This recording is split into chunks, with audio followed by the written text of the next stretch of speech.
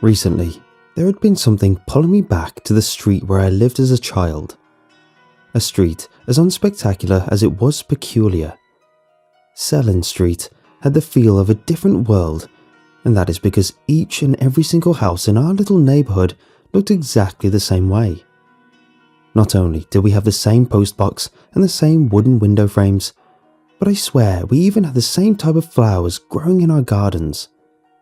Those little houses, painted in the same shade of dark ocean blue, have a very peculiar architecture to them. They are all rather narrow, but reach up quite high to assure that there would always be enough space if more homes needed to be added to the neighbourhood. You would never expect such an awfully individual style being copied, but here they were. 20 identical homes holding very non-identical inhabitants. You would assume that all the pastel yellow painted garages hold the same car as well, but as far as I know, my parents were the only ones owning a vehicle, or at least I'd never seen anyone else in one before. Luckily, our street wasn't the only place for me to go, or maybe I would have turned insane over the years. Our street was rather high up on a small hill overlooking the town where I went to school, where we would buy our food and clothes and where Dad would go to work. I loved the cycle down to the town, feeling unstoppable with a wind in my back. The way up home was always a drag, however, especially as I had to count not to miss our home when I pulled into our street. It was the fourth house on the left for most of the time. When I was 6 or 7, I had the brilliant idea to hang up a little sign for me to know where to look or draw a number down on the pavement with chalk. But every time I would come back to look for our home, the signs I made were always gone. I believe Mum removed them as soon as she spotted a change to our copy-paste home. She didn't want our home to stick out next to the neighbours. When I was younger, I would always wonder how my parents were able to find our home in between all the other ones, especially if we came home at night from visiting the town. I would sit in the back of the car, my eyes all sleepy and my thoughts unorganised, like I had just been swallowed into a different dimension. Dad would pull into our street, and for a moment, I would fear that we would never find our way back. With an eerie feeling in my gut, I would shut my eyes and hope that Dad would carry me inside the right place. How can it be my home if I can't even recognise it? A voice in my head would shout. Though deep inside, I knew I could trust Dad to bring us to the right place. Mum, on the other hand, seemed to have problems with it at times. Even if she never would confess it to us, I swear that she accidentally slipped through the yellow door of our neighbour from the opposite side of the street on more than one occasion. I knew she had to be going there by accident, as she had lectured me many times that we were never to visit any of the neighbours on Selin Street. For a child, the world is still quite blank. Your parents tell you what is right and wrong, and you have no other choice than to believe them. My mum never wanted me to bring home any friends. There were no other children on our street except for the baby on house 8 on the right side. I'd see mother and child taking a stroll down the street from time to time, and the mum would smile and wave. A few times she even invited me inside and asked if I would like to babysit a little girl, but I always politely declined. If I wanted to meet friends, I would have to go down to the town. Dad would often drive me. I think he could sense that I was getting a little lonely up there. I bet we can convince your mum to let a friend visit sometime, he'd say in a compassionate voice. She's just a little protective, but I'm sure she won't let us stay all alone up on the hill forever, he'd joke. But I knew he didn't like it much either that we hardly ever had any visitors. Things were about to change though, after an event that I still find hard to make sense of. I was just finishing with school, and normally Dad and I would drive up together, but he was stuck at work longer, so I decided to take a walk up to our neighbourhood. The road went quite far up, and so I was slightly exhausted when I spotted the sign of Selin Street. I walked down the street and made sure to count to the 4th house. The door wasn't locked. "Mom, I'm home," I shouted. She didn't respond for a moment. I was afraid that she had mixed up our house again, that she was inside the home of the smiling woman from the opposite side of the street. But when I spotted the boy standing in the doorway to the garden that looked exactly the same as ours, I realized that I was the one standing in the wrong house. "Are you the kid that lives next door?" the pale kid with freckles said. "Yeah, I'm Felix. Are you new here?" "Sure am. Dad and I—" "Joshua, the boy doesn't really live next door. Their home just makes it appear that way." The voice of a man interrupted us. I assumed it was the father of the boy named Joshua. "You don't?" Joshua said, with a disappointed look on his face. "You said I'd make friends here, Dad. That's not fair." "Well, maybe you can show Felix your swing set in the garden, and if he likes it, he can stay." I wasn't sure what to say to that. I knew Mum would certainly not approve of me being here, but then again, these were our neighbours, and Joshua seemed really nice. The rest of that afternoon is a blur. I know I followed Joshua to their garden. Outside was the same big tree we had in our garden, and I spotted what I assumed was their swing set.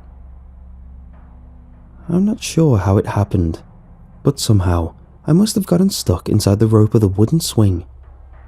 The last thing I remember seeing was Joshua's smile, but as I woke up, hardly being able to breathe anymore, I heard the screams and shouting of my parents. Dad picked me up and we drove to the hospital. For days, my throat was all red and blue and painful. When we got back from the hospital, Dad was angrier than I'd ever seen him before. I wanted to explain that it wasn't my fault, that I had counted the wrong number of houses, but my parents wouldn't listen. Instead, I was sent to my bedroom. Ear pressed against the door, I listened to them fight for hours. "I built this insane monstrosity of a house for you. I tried, I really did, but I can't do this any longer. This isn't right. This isn't right for me, and it certainly isn't for Felix. I love you, George, but I can't leave. You know I can't. I'm sorry," my mother said in a vibrating voice. "Yes, you can, and you should. You need to let go, Miran." I couldn't hear what she said next, but that night, Mum came to my room, her eyes all black from the tears. I thought she would ask me to stay or try to explain, but all she did was tell me to go with Dad, that I could come and visit when I was older. My father was not an emotional man, and we never talked about feelings much. I knew he despised talking about our old home on Sellen Street. I knew the pain he felt when thinking about Mum, who we had lost touch almost entirely. But I was 18 by now, old enough to decide for myself if I wanted to forgive my mother for choosing a house over me.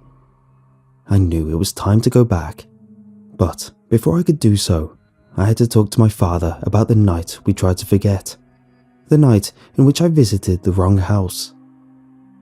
I was older now, and I understood that whatever happened that night wasn't an accident. Dad and I were having breakfast in the kitchen as I told him about my plans to visit our old hometown and see Mum. While he looked hurt, I could also tell that he understood. He was actually quite compassionate until I brought up the night. "I know we should have talked about this years ago. Sending you to a therapist but not speaking to you about it was cowardly. But you were just so young. I could never have predicted that the loneliness would make you take such measures." Dad suddenly had tears in his eyes. "What are you talking about, Dad? I had other friends. I wasn't lonely. It was just nice to suddenly have a kid my age live next door. I know I shouldn't have walked inside Joshua's house, but you know it probably wouldn't have happened if we had a freaking number on ours," I said half-jokingly. "Joshua? Felix, I thought we made you understand that there was no Joshua." Yeah, I know. I guess I had to leave after what happened." Dad's eyes opened wide. "Felix, what's going on? You almost sound like your mother. There was never a boy named Joshua who lived next to us. Nobody lived next to us. That was the whole issue. Your mother wanted to have a house on that hill, and the solitude slowly made her go crazy. Apparently, it rubbed off on you." "What the hell, Dad? What do you mean?" I nervously laughed. "There were like 20 houses just like ours. The blue houses and the yellow garages. This really isn't funny, Dad." Dad put an arm on my shoulder. "Boy, I can assure you, there was no other houses like ours. Your mother drew the concept of the building herself. We built it for her because it was a dream home. She was so heartbroken after her mother passed away. I thought nothing could ever make her happy again until we built the house on the hill." For the fraction of a second, he smiled. I could accept being up there in the solitude with all her strange ways, even not getting visitors. But when you tried killing yourself in that backyard and she didn't want to leave, I just couldn't take it anymore. I knew Mum was really young when Grandma died. I never even had the chance to meet her. Suddenly, it made sense how my father always laughed when I talked to him about all the other houses on our street. He thought I was being sarcastic in a time where I didn't even know what that meant. But Mum spoke to me about the neighbours many times. She saw them too, and she tried to protect me from them. Mum didn't draw a house she made up. She drew something that she saw, and that I saw. My memories of Selin Street were blurry, but somehow simultaneously crystal clear. I knew there had to be a reason my mum never wanted to leave that place, and I was about to find out why. With a knot in my stomach, I drove up the small hill leading to Selin Street. As I pulled into the road, I could already spot the row of blue houses, just the way I remembered them. I tried counting the houses on the left side of the street, but I couldn't tell which one was ours. So many years had passed, but they all still looked exactly the same way. But then I looked to the right side of the street, and there she was. My mother. Her hair had more grey strands now, and her face had crinkles, but her smile was just as warm, and her face just as loving. She was sitting on the porch next to the woman she would visit when we were younger. Mum had certainly aged, but the other woman looked just the way she did back then. I'd never noticed before how similar she looked to my mother. "Felix?" Mum whispered. She got up from the porch, but looked hesitant. Her hands were shaking. At that moment, I wanted to scream, shout at her for leaving me. But when I saw her tear-filled eyes, I couldn't help but run inside her arms the way I always would as a child. Our house might have been the only real one in the street to the eyes of someone else, but Mum and I knew that this house was the only copy. The imposter house. We weren't supposed to live there. Selin Street was a place for lost souls. I assume when Mum realised that Grandma was stuck there in one of the blue houses, she thought she could trick the neighbourhood if she simply built a house just like theirs. And so we lived in a street that didn't exist, in a neighbourhood that only Mum and I could see. She made a decision all those years ago to stay and protect the soul of her mother. Now, I think she deserves to have someone help her with the job. Joshua and his father both still live on the other side of the street. The woman and her baby girl still take strolls down the road. Grandma sits on a porch with a friendly and warm smile. It gets hard sometimes not to mix up our home with the other ones, especially as the neighbourhood has been growing over the years. But I don't mind. I'll just have to be extra careful not to visit any house that isn't our copy-paste one.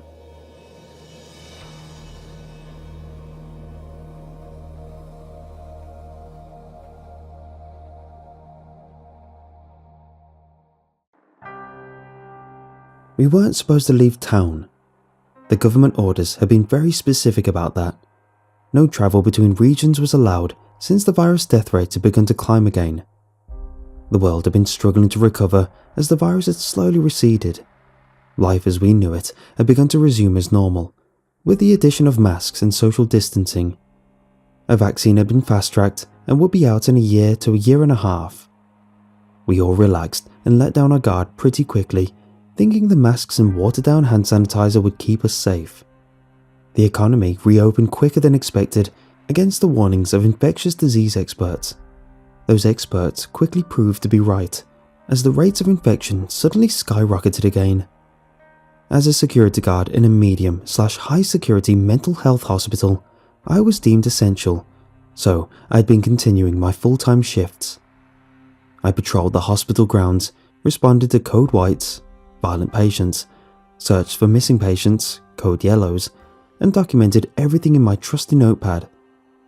It helped at the end of the day when I wrote my shift summary report to have exact times and details written down to help fill in any blanks in my memory. I had been working full-time for about 2 years, so I had managed to accrue a bit of vacation time, and by midsummer decided to take a trip up to the family cottage. I had booked the time off long before, but I'd been debating whether we should go. The hospital wasn't any busier than usual. In fact, they'd been discharging people much more quickly than normal. They were pushing people out to try to reduce the effects of potential outbreak within the hospital. All non-violent patients who could be treated safely on an outpatient basis were given the boot. The halls of many units that had been full of patients just months before were now empty and very spooky to patrol, especially at night. There were several problems with going to the cottage. First of all, it was illegal. The government still had orders in place stating no one could leave their designated region without express permission. There were hotspots where the virus was out of control. Our family cottage was 5 hours away and well outside our region. We would have to pass through several different jurisdictions to reach it. We lived in a hotspot. The cottage community was a cold spot. The TV showed maps in red and blue with shades of orange and yellow in between. Red for hot, blue for cold. In the news, they were reporting about small cottage communities becoming tribal and militaristic about their territory in some places, especially remote blue regions where the virus hadn't yet spread and where hospitals and life-saving supplies like ventilators were scarce. I'd gone up to my cottage every year for my entire life. I knew the people up near our cottage to be friendly and neighbourly, so I wasn't worried. Just the news trying to show the worst of everything, I thought. We resolved that we would only stop when necessary and take all the supplies we needed along with us. There would be no reason to go up to the small town near our cottage where we usually went for groceries, coffee or bait when we were up there. I didn't see any harm in it, and we really needed to get out of the city for a while. Our apartment was suffocating. There was no green space nearby, and we didn't even have a balcony. The windows were tiny, and we were on the top floor of an ancient and poorly ventilated building. All the heat from the floors below rose up to us as we steamed like dim sum in the wooden basket that was our 11th floor apartment. We had gotten up to the cottage without incident, relieved not to have been pulled over by any police, since we had no real cover story for our trip and would have been fined and sent back home. I had used an app on my phone which showed police locations to avoid roadblocks. Our cottage is off the beaten path, to say the least. I had one friend admit to me, half-jokingly, that he thought, just maybe, I was taking him out into the wood, after I brought him up for his first trip. It was late at night by the time we had gotten up there. Without the benefit of the text I sent him, I'll try to recreate its contents, which were probably slightly less creepy than this. Directions off the highway are as follows. Turn right onto a gravel road from the paved highway. Veer left, continuing past the cemetery, where the roads turn to washboard textured dirt. Turn left after 5 miles, then proceed carefully through the twisting hairpin turns through the dark moonless forest. Turn left onto a laneway of 2 barely visible dirt tracks through long grass, twisting and turning with not a soul in sight in the pitch black night, up steep hills and back down the other side. Left again at the gate of what appears to be a walking path. Do not fret about the water only inches from the tyres of the car as you pass through low points where the crickets chirp and bullfrogs bellow.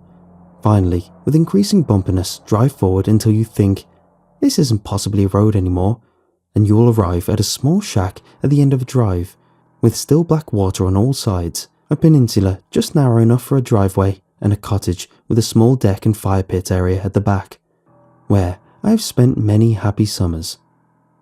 No running water and only a small marine battery with limited juice for electricity. Kerosene oil lamps flickered in the corners and spiders nesting all around with the odd mouse or two scampering in the shadows. I loved it. The only thing I didn't like about the place was the toilet situation. The outhouse was a problem that my procrastinating family had been planning and negotiating how to remedy for years. The ramshackle hut which served as our toilet had been standing askew at the end of the driveway for decades, after my grandfather had built it many years before.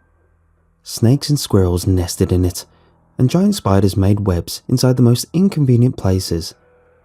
I always felt like something was going to bite me from the ancient human waste pit below my exposed ass as I sat on the poorly secured and splintering toilet seat.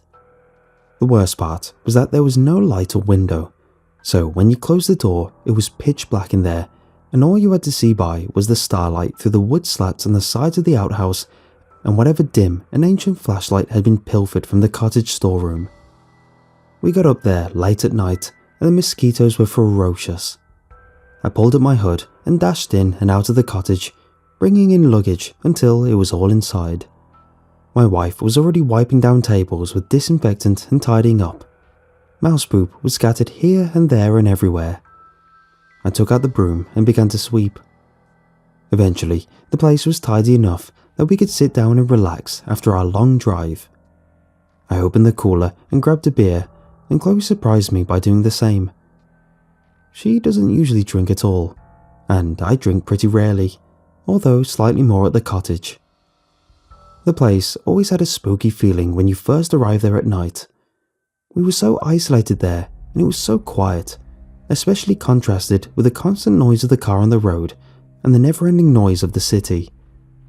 I checked my phone for the time, 11:15 p.m, and saw I had no cell signal. That's strange, I thought. We'd had pretty good service up there since several years before, when they had installed a cell tower close enough to reach us on clear days, and tonight was as clear as they came. We sat on the couch in the tiny old living room and drank our beer.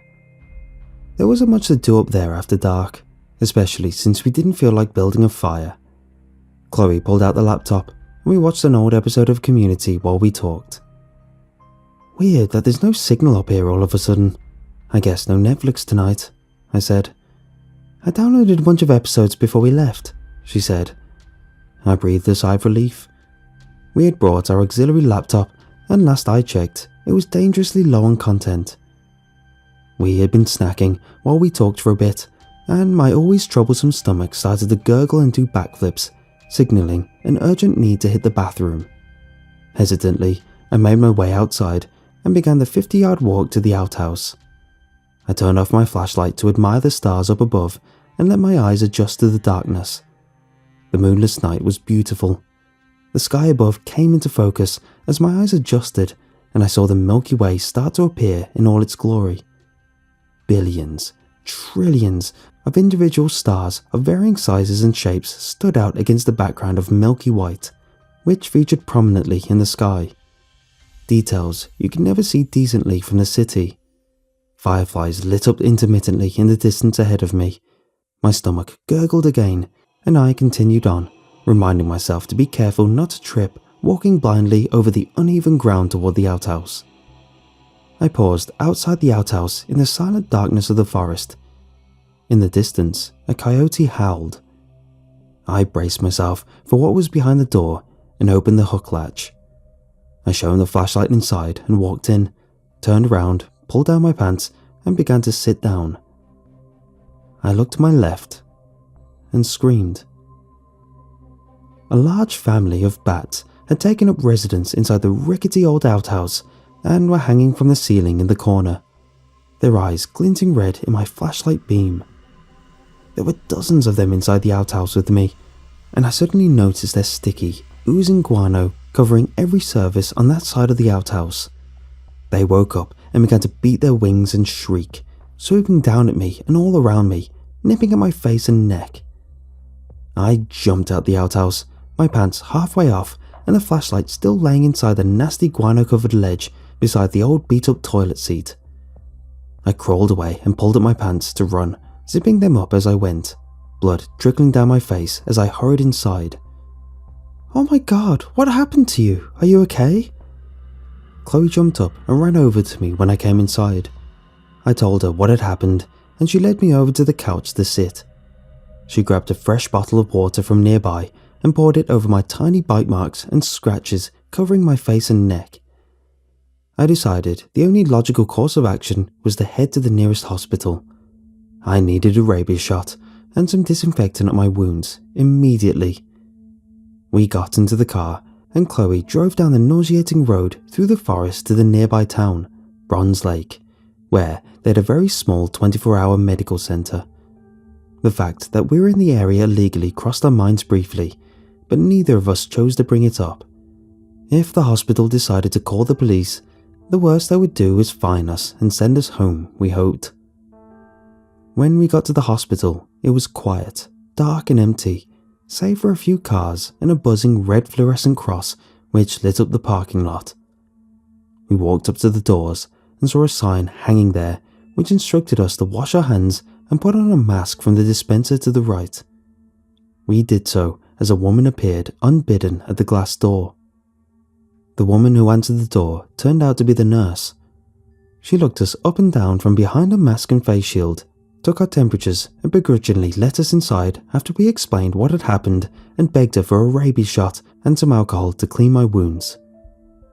The doctor came in an hour later, clearly annoyed at having been called in during the night. "Who do you think you people are anyway?" he asked, frowning as he stabbed me in the ass with a giant needle, a horrible pain running down my leg from my buttocks, causing my knee to buckle. They had seen my ID and didn't appear to be calling the police, but they were ticked off. I could tell that much.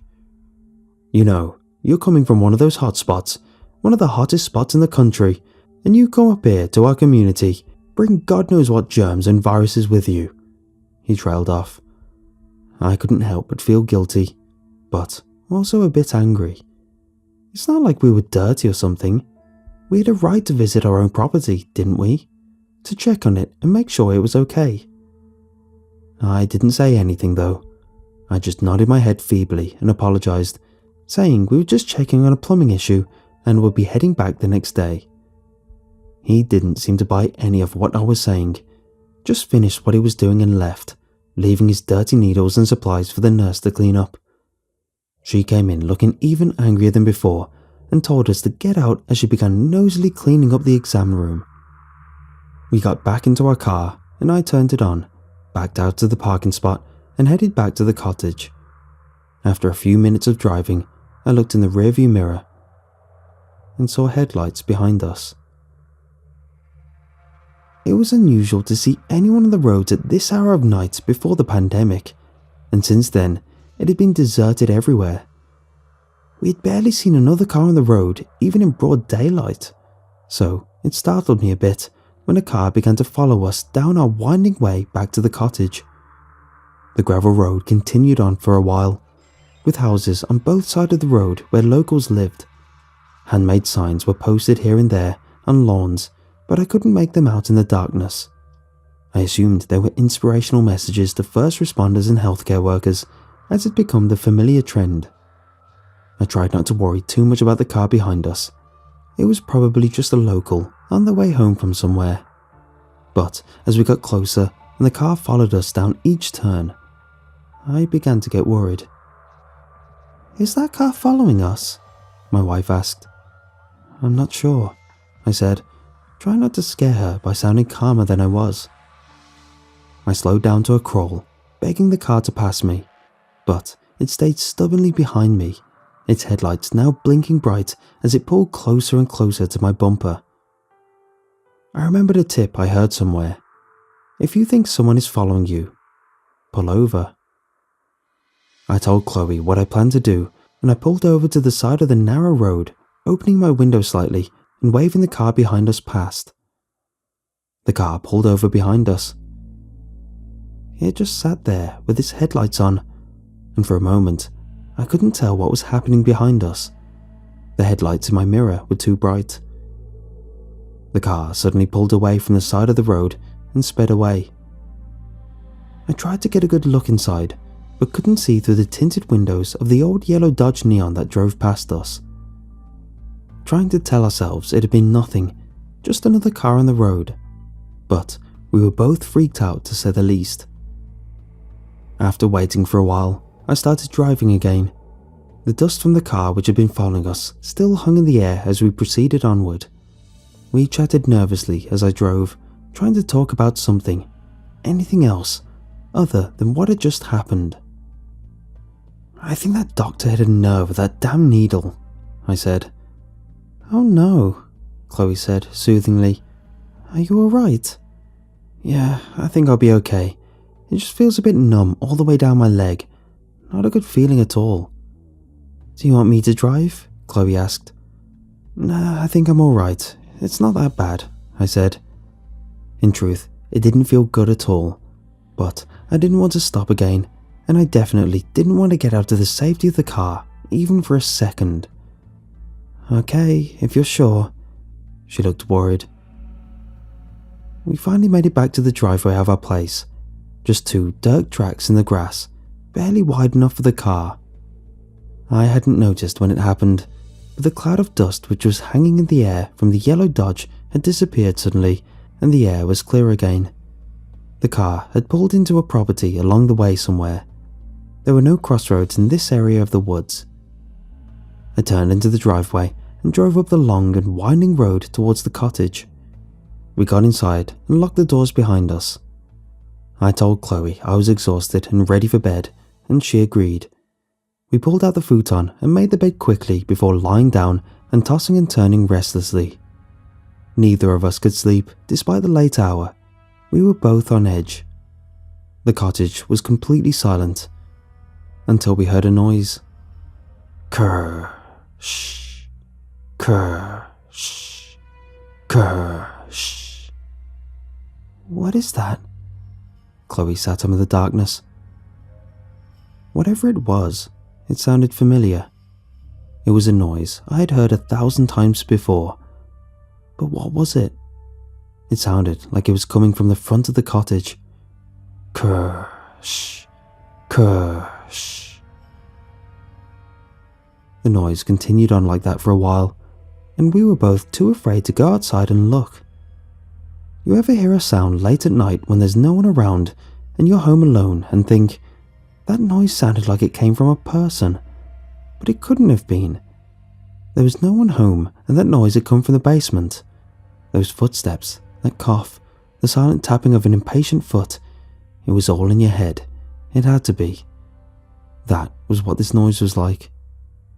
Finally, I placed the sound, but that didn't make me feel any better. At first, I didn't want to tell Chloe, but I had to get a second opinion. She would tell me that I was crazy, I hoped. "Does that noise... Sorry, are you still awake?" "Of course I'm awake. That noise is freaking me out so much right now." "Okay, just tell me if I'm crazy. Does it sound like digging? Like someone is digging with a shovel?" She grabbed me and sat bolt upright, bringing me with her. "That's it! Oh my god, what? Why? Why would anyone be digging outside our cabin right now?" We huddled together. I had no answer for her. We had no weapons aside from the little pocket knife I brought with me to cut fishing line. I hoped I was wrong about the noise. I tried to think what else it could be, but came up empty. The noise continued on methodically for a long time. Whatever the hole the person out there was digging, it was large, assuming I wasn't wrong about the sound. I checked my phone periodically for signal, hoping maybe for a bar or two to call 911. No service stayed stubbornly embedded on the top of my screen. After an hour or so, the noise finally stopped. We both lay awake, our eyes fixed on the ceiling, unsure of what to do, waiting for the light of morning when the world outside would be a less terrifying place, we hoped. Sleep was out of the question. I told Chloe I wanted to leave as soon as possible. I was sure of that much. Finally, we began to see dim light outside, and we could hear birds singing mutely through the glass of the windows. We didn't hear anything for a while, and despite our fear, our exhaustion took over and we both drifted off into a light and dreamless sleep. When I woke up, the scene around me made no sense. I looked up and saw the blue sky behind the tree branches above me. I was at the bottom of a shallow hole and couldn't move. My hands were bound behind my back. The cold earth was moist against my back. I looked up and saw a face behind a mask and face shield looking down at me, standing on the ground above the hole I was in. It was a man, and he was mid-sentence, speaking to someone else, ignoring me as I woke up. "Can't let it bother you. They were the ones who ignored the news, all the warnings. We even put up signs in town telling them not to come, that we didn't want them here. What else are we supposed to do? You saw what happened to Becky. You want that to happen to your nan? How many people do we need to lose?" I closed my eyes, flinching with surprise, as he poured cold dirt over me. "Kerch." I know, but it just doesn't feel right. I mean, it's one thing to kill someone, but burying them alive? That's just gruesome," the other voice said as it scooped up another shovelful of dirt and poured it over me, avoiding looking at my darting, terrified eyes. "Kerch. We went over this at the meeting last Tuesday, Rodney, remember? The good word says very specifically, no murdering. Doesn't say nothing about burying folks alive now, does it? In fact, if I remember correctly, there was a certain story about a fella named Jesus." He said Jesus like a folksy southern TV televangelist, "who went and got buried alive and came out 3 days later, fine and dandy, praise be." "I know, I remember the pamphlet, but now that we're doing it..." The younger man trailed off. "Just seems a bit wrong, that's all," he said too quietly for the other to hear. I was completely terrified. It's amazing how your mind begins to race and kicks into the survival mode when you know you're going to die. I began thinking hard, grasping for anything that could get me out of this. My mouth was gagged, so I couldn't try to talk my way out of this. My hands and feet were bound tightly with rope. One thing I had going for me was that I had restrained enough mental patience at my job. I knew that ropes were not as foolproof as they seemed, no matter how tight the knots. So many times I had expertly restrained patients, following a code white, coming back 5 minutes later to check on them and finding them loose and running around the isolation room, banging their hands and heads against the walls and plexiglass windows. None of the nurses were ever upset or blamed me, except the young new ones. After a couple years, we all knew that some patients were Houdinis and all knots were fallible.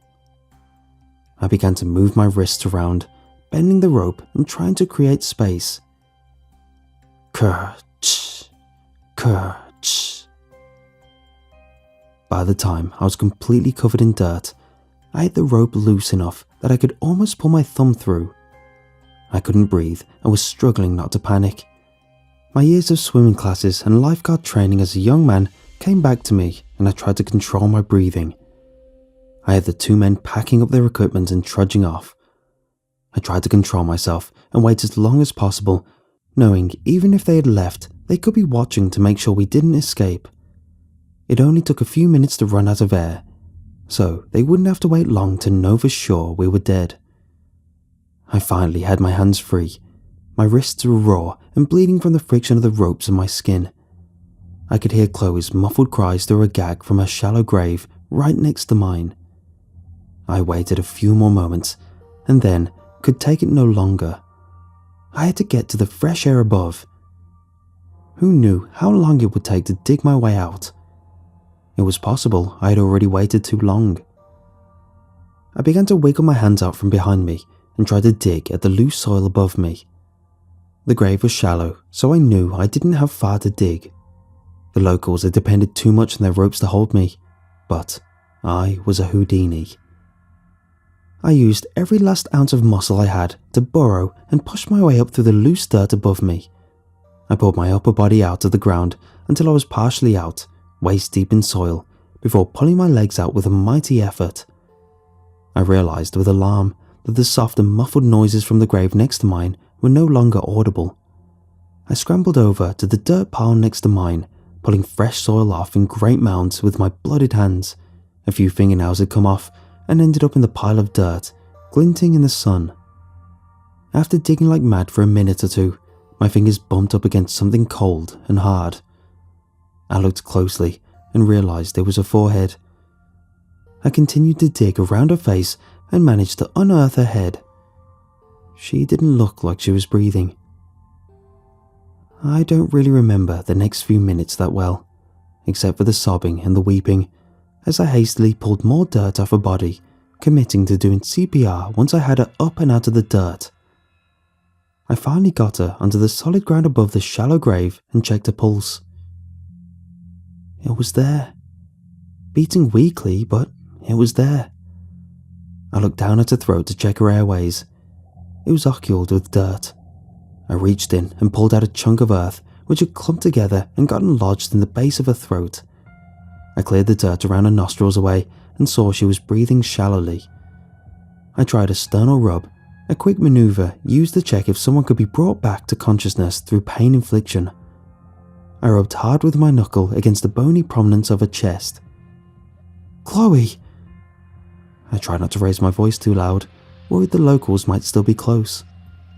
She started to come to, moaning with her eyes closed. I shushed her and told her not to make too much noise. They were still close. When Chloe was awake enough, we made our way back over to the cottage. Our shallow graves had been dug at the end of the driveway, beside the outhouse. Our car was surprisingly still intact and appeared untampered.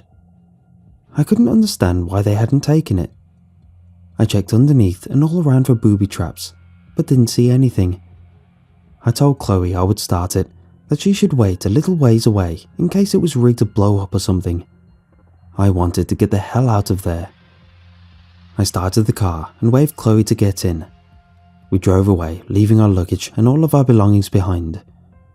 I only grabbed my wallet and cell phone from inside, dashing in quickly and full of fear that someone was hiding in the cabin. No one was. We made our way through the forest and away from the cabin, moving slowly, looking up ahead carefully at every turn to make sure there was no one waiting for us. Finally, we made it to the hill at the end of the driveway. I drove up the hill slowly, beads of sweat pouring down my face, terrified of what might be waiting for us once we crested the hill and approached the gate to the cottage. Would they be waiting for us there? As we crested the hill, I saw someone was in fact waiting for us. A man in a mask and face shield stood beside a black Volvo at the end of the driveway. He was waving a little flag. I stopped the car. He waved meekly and pulled up his shirt a bit, exposing his waistline. He spun around with his shirt pulled up like that, as if to say, "No weapons, I come in peace." "Is that the doctor from the town?" Chloe asked. "I think it is." He began to walk over slowly with his hands up, waving his little white flag around without much enthusiasm. I decided it was pointless to reverse and tried to get away. There was nowhere to go with a dead-end peninsula behind us, and his Volvo blocking the way ahead. I worked with doctors and knew they took an oath not to harm others. I hoped that oath might protect us now. He stood about 6 feet away from the passenger side window, practicing appropriate social distancing, and waited for us to roll down our window to talk to him. Chloe rolled down her window a couple of inches. "I knew those two idiots were too dumb to finish a job like that. The human body is more resilient than people think, you know. Plus the ground is hard up here, and those two are as lazy as they come. I had a pretty good feeling they wouldn't dig those graves even close to deep enough, and you two would manage to find a way out. I hope you learned a lesson." You knew they were going to bury us alive? You didn't stop them?" I couldn't believe what I was hearing from this doctor. He hadn't done the job himself, but he knew what was going on. There's no stopping a mob when they're in a frenzy, son, and that's what you two walked into here. Guess you don't read the news much. Didn't bother to look at what was happening in the area you call your second home, as if there could ever be such a thing. His face was impossible to read behind his mask. How's your leg feel today, by the way? Sore? Numb? We usually don't inject the dorsogluteal anymore. Too risky. Sciatic nerve right near there that can be seriously damaged. I was pretty tired last night. Guess it slipped my mind. Was that even a rabies shot you gave me? He shrugged and didn't say anything. Up ahead, the Volvo moved out of the way. I hadn't noticed the other person in the car before. I stepped on the gas and started to drive away. Y'all don't come back here, you hear? I heard the doctor say in a fake, hillbilly accent as we drove off. As we passed the Volvo, I saw the nurse from the night before was sitting behind the wheel. His wife, maybe? We turned onto the road and drove quickly back to the highway, speeding past the locals' houses with boarded up windows. Signs on the lawns were spray painted with various slogans we hadn't been able to make out or even notice on our way in the night before. Keep outsiders out. No room for tourists. Keep blue zones blue. Those were the tamer ones. Then there were a contingent of more radical signs. Revenge for Becky. Make them pay. Report outsiders to the Committee for Justice. We made it to the highway without seeing another car on the road. Our tires squealed as we pulled onto Highway 7 and sped off west towards home.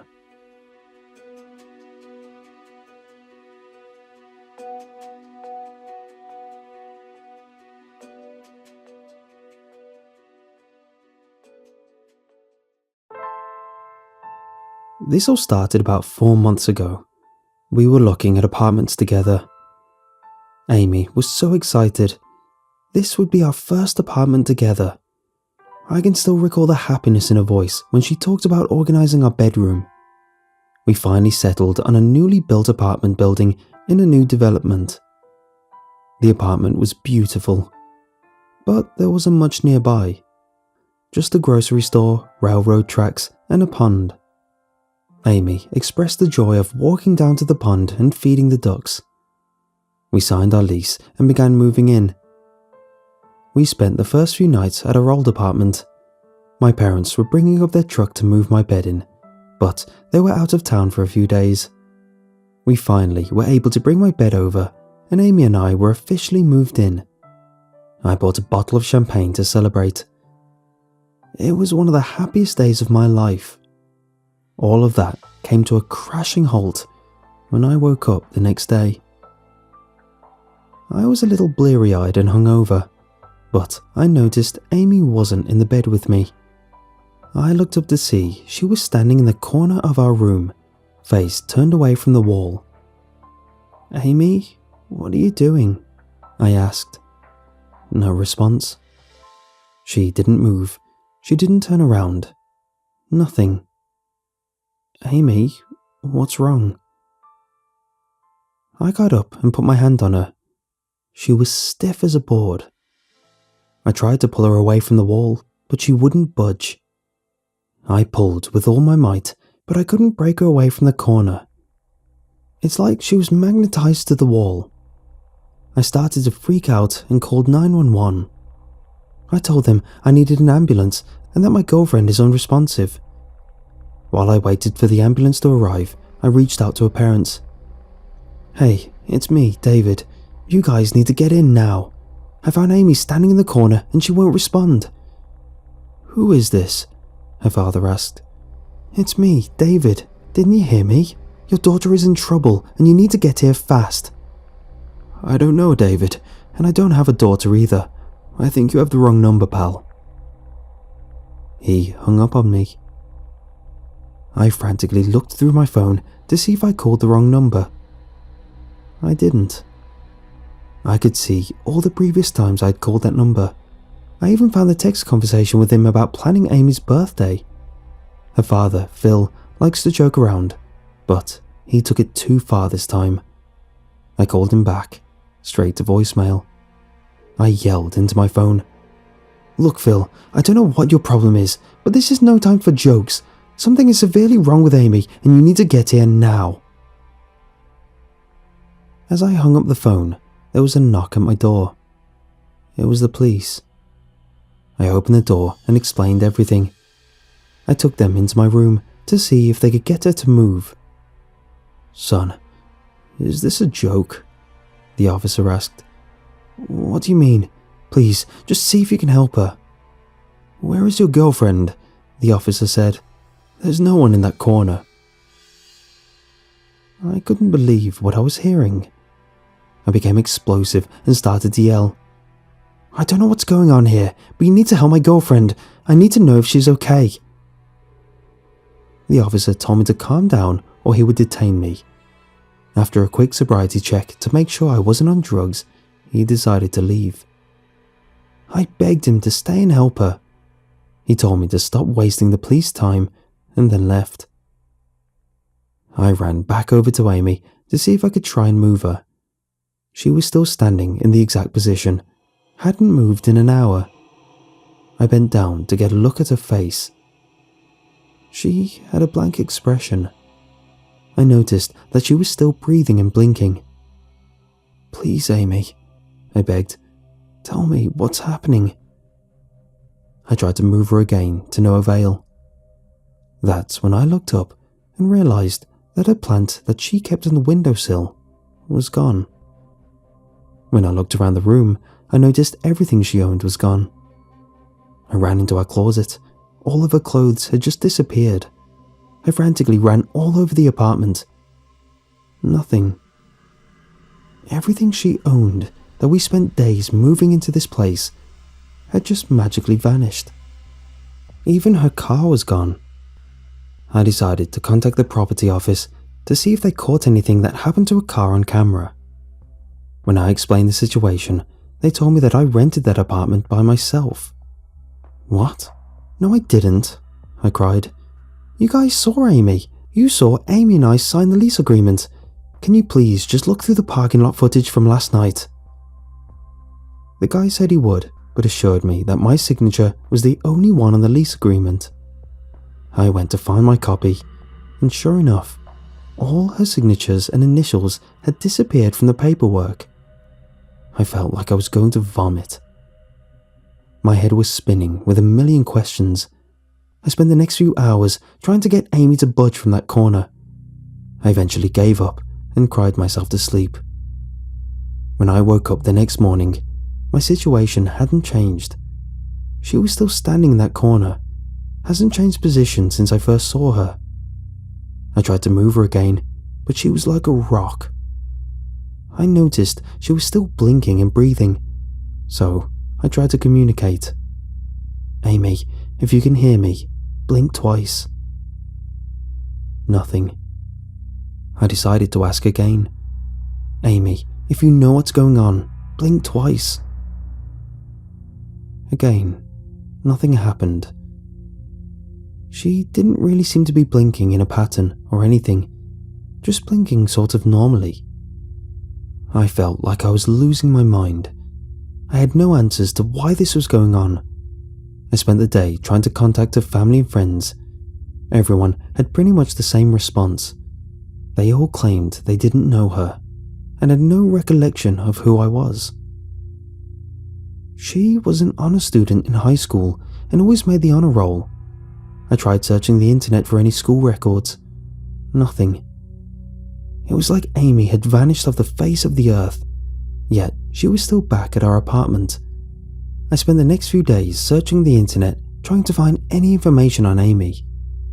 I never found any. Weeks started to go by. Every day I would wake up and see Amy still standing in that corner. She never moved a muscle. Every day I would try and move her. I never could. I became desperate for answers. I started going on religious/paranormal forums. I would ask anybody and everybody if they had ever seen or heard of anything like this.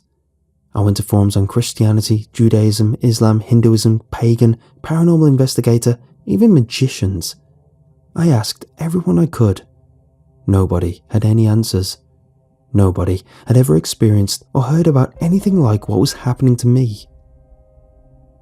Eventually, I just gave up. It's been 4 months since this happened. I've gotten used to it. I try to spend as little time as possible in the bedroom. I really only go in there to sleep or get dressed.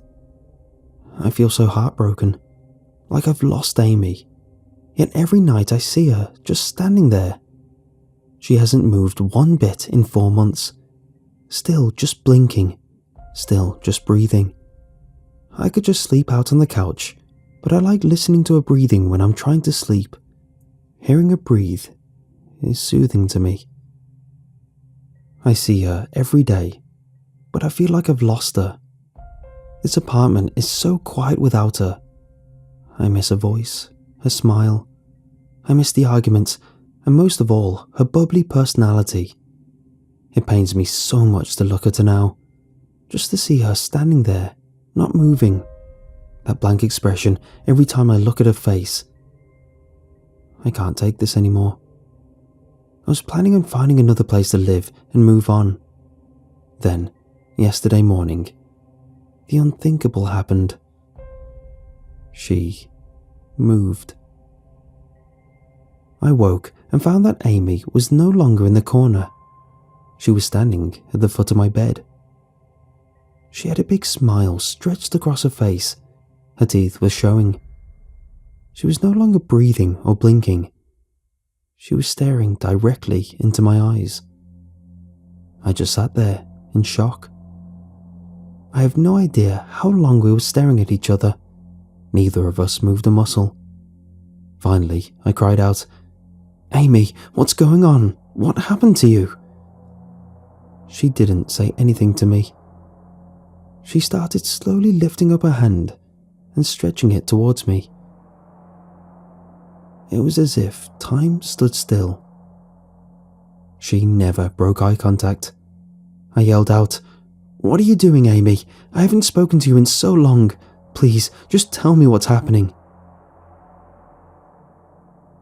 She finally spoke to me. "David, it's time for you to come join me. Take my hand, David. Come with me." I hadn't heard a voice in so long. I broke down. I jumped out of bed and grabbed her face. "Amy, I beg you, just tell me what's happening.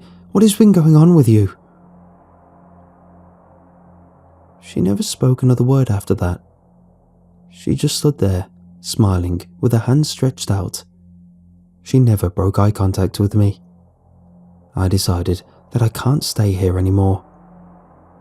I packed and was ready to leave. I had made a reservation for a hotel, and I was going to stay with my parents until I could find a new place. As much as it pains me, I need to move on. Whatever this thing is in my bedroom isn't Amy. As I was packing my bags, I looked over at Amy, and she had a tear running down her face. She still hadn't moved since this morning, still smiling and still sticking her hand out.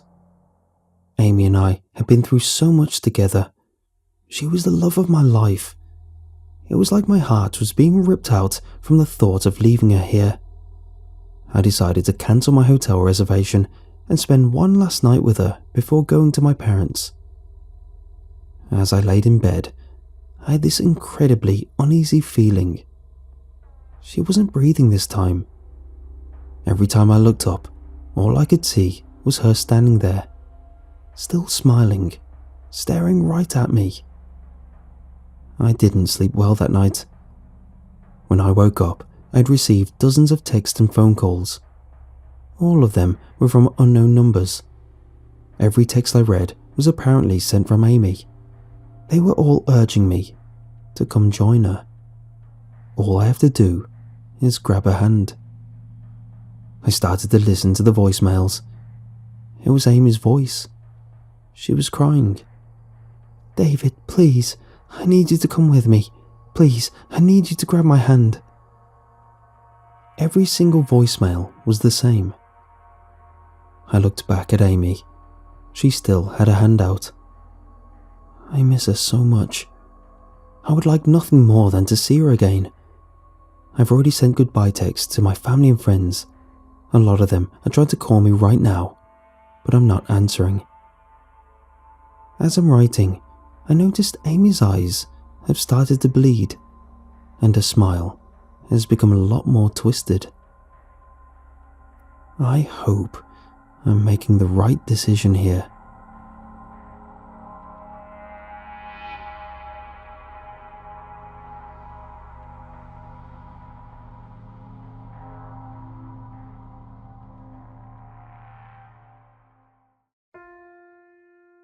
All I wanted was to buy a vacuum. That's it.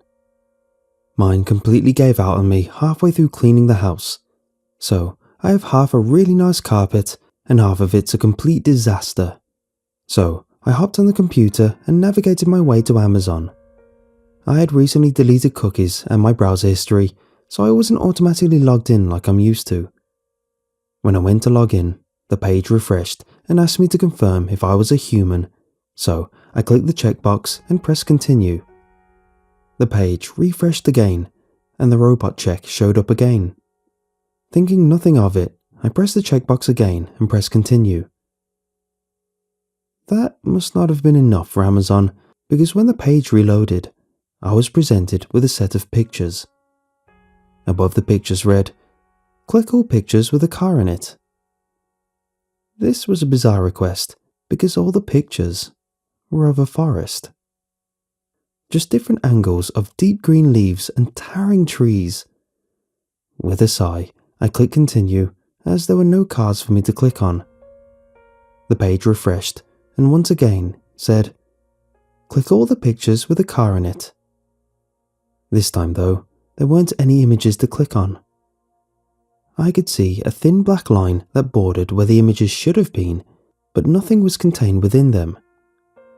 As you can assume, I was already starting to get frustrated with the CAPTCHA system failing to get me through over and over, so I backed up and started the login process all over again. Typing in my account and password, the page refreshed to show me another CAPTCHA, the one where you have to read 2 distorted words and type them into the box. The words were "going around" and were hardly distorted. When I entered them, the words I needed to type switched to say, "and around." I tilted my head to the side without meaning to, as I stared at the words. I could tell the words were continuing to refresh without me touching the keyboard.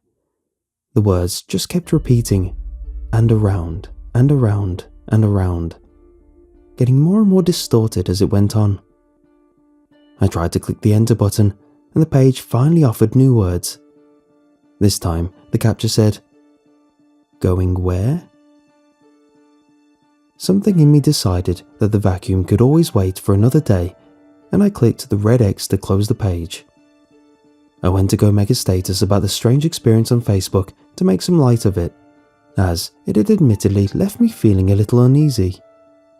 Just as before though, I had cleared my saved logins, and without thinking about it, I typed my info into Facebook and was met with another CAPTCHA.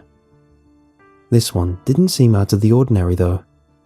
The words on the screen were all warped, bouncing like waves. They said, "Chaotic happenstance," which coincidentally describes CAPTCHAs as a whole. I typed the words in, and upon clicking continue, I found that the process wouldn't progress. The page wasn't frozen, as I could type in different things, but the continue bar wouldn't work. Clicking refresh did nothing, so I closed the browser and reloaded it to try again, going through the same steps. When I got to the CAPTCHA, it was the same words, and they were already typed into the box below, like I had never left. Then I saw the bright blue option that said, "Listen to the audio instead." I just wanted to make sure something wasn't wrong with my internet, or that I didn't get a malware somewhere along the line. So I clicked the option, and was presented with a play button for audio, and foolishly, I clicked it. When the button was pressed, I couldn't hear anything. I saw the audio bar progressing, but nothing was coming out of my speakers. Frustration ever growing, I reached down and plugged in my headphones before slipping them over my ears. Restarting the audio, I heard a faint crackling of static that seemed to be echoing. There was a soft dragging noise, followed by male voices spouting out numbers. His voice was shaky, like someone on the verge of crying, someone just barely holding it together. Each number stuttered out of his mouth, and between the numbers, I could hear deep and laboured breath. He stopped talking, but I noticed there was still a bit of audio left, and that I hadn't even been typing the numbers in. My body wasn't moving like it was supposed to. The static continued until I heard a loud smacking noise that nearly had me throwing my headphones off my head. The man whimpered and continued reading numbers until the audio ended. Once the audio was over, I felt glued to my chair. I hadn't typed a single number in, but there was no way I was going to listen to that again. Unfortunately, the CAPTCHA had other intentions, and I saw the play button flicker and the audio start to play. It was different this time though. A woman began speaking. Her mouth was way too close to the microphone. Words were choppy and muffled whenever her lips made contact with it, but I could still make them out. She repeated a familiar phrase. Around and around and around. Her voice was stern, like she was angry at me. I decided to just be done with the whole ordeal when I moved my mouse to the red X in the corner. Please don't, the woman suddenly shouted as my mouse hung over the X, and I suddenly felt like I was made of stone. I pondered what the hell was going on. Sometimes you don't notice something is truly wrong until you're in the middle of it, and I was smack dab in the middle of this. When I pulled my mouse away from the X, she started to repeat the phrase over and over again, but I could hear that her voice wasn't the only one. Several different people all whispering the same thing, repeating it ad nauseum. In one quick movement, I moved my mouse up to the X and closed out of the browser before anyone had a chance to call out. I sat, staring at my desktop, fingers resting by my mouth as I attempted to calm myself down. I could tell by my leg bouncing under the desk that my efforts were in vain.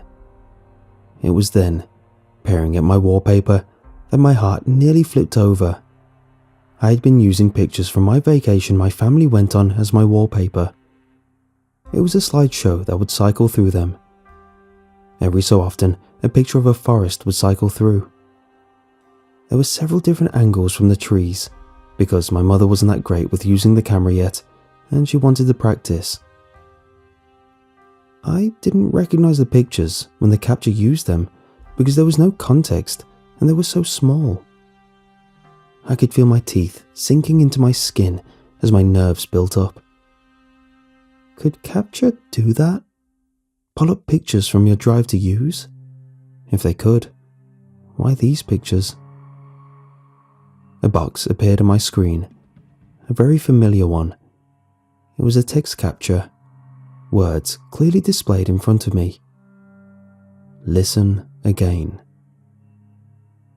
My mind had been growing so blank that the order seemed to fill it up, and so I complied. Moving the mouse to click on the audio option, I was met with an audio player once more, but this time there was an image capture under it.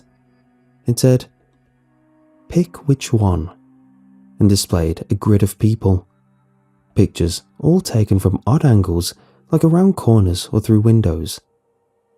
I wouldn't have done anything, but when I moved close to the window, I saw that all their pictures were granted a blue check mark like I had picked them all. When moving the mouse away, the check marks vanished, but a number appeared. 10, and then the number 9, then it was 8. My hand started shaking, making it hard to bring the mouse anywhere, but I knew what would happen if the counter reached 0. I closed my eyes and jiggled the mouse a little before randomly clicking on a picture. When I opened my eyes, the capture went back to a text, one that read, Matthew Connors. And the option to continue was replaced with the option to listen to an audio capture. So, I did. What else could I have done? Whatever was in the audio file happened the moment I clicked his face. The audio player started up and I was met with the same static I'd heard before, but in the background, there was soft pleas. Before anything was said, there was a sharp and loud bang that was instantly recognizable. If I didn't know what happened based on the noise, I would have figured it out when a handful of voices let out cries and desperate callings to a higher power. My face had become flushed and small trails of liquid running down my cheeks stung hot. I sat back in my chair and stared at the audio progress bar. It never moved forward. It just sat there as the people in the audio cried out amongst the sounds of a body being dragged across the cement. I don't know if it was worse or better that all I could do was hear what was going on. I slowly moved the mouse cursor and closed the capture out, silencing the static that was coming from my headphones. Anxiety took me over, and staring at the desktop, I knew that any moment that box could pop back up again. So, to stop that from happening, I reached down and pressed the power button on my PC. The warm air coming from the vents stopped, and the soft hum the computer gave off was silenced as the monitor flicked to black. I hadn't noticed how much I had been shaking. My knee was sore from smacking the underside of my desk so much. My body needed water or food, and I needed to lay down for a while. What could I have done? What would I even begin to tell law enforcement? I rose up from my seat, trying to steady myself. My legs had become so shaky, it was difficult to stand up straight. Pushing my chair away, I started to walk away from my desk when I heard the computer whirling up behind me. A soft blue light surrounding the power button to indicate that it had turned back on. Turning, I watched the screen flicker again and go through the process of booting back up. It had gotten to my account login screen and I could see my password already typed in. Then the green enter button was pushed down and a new box appeared in front of the login screen. I stepped closer to get a better look. It was as expected. A CAPTCHA. One where you have to click the images. Again, the screen asked, which images have cars in them? Again, most of the images were just trees, except one had changed. This image did indeed have a car in it. I stood up straight and walked to my bedroom window, peering out into the front yard. My eyes trailed over to the car sitting in the driveway. The same car, the same house. A picture taken from the distance sat in the sea of trees within the CAPTCHA. I turned just in time to see that the picture with my house had been selected, and then I watched the proceed button be pressed.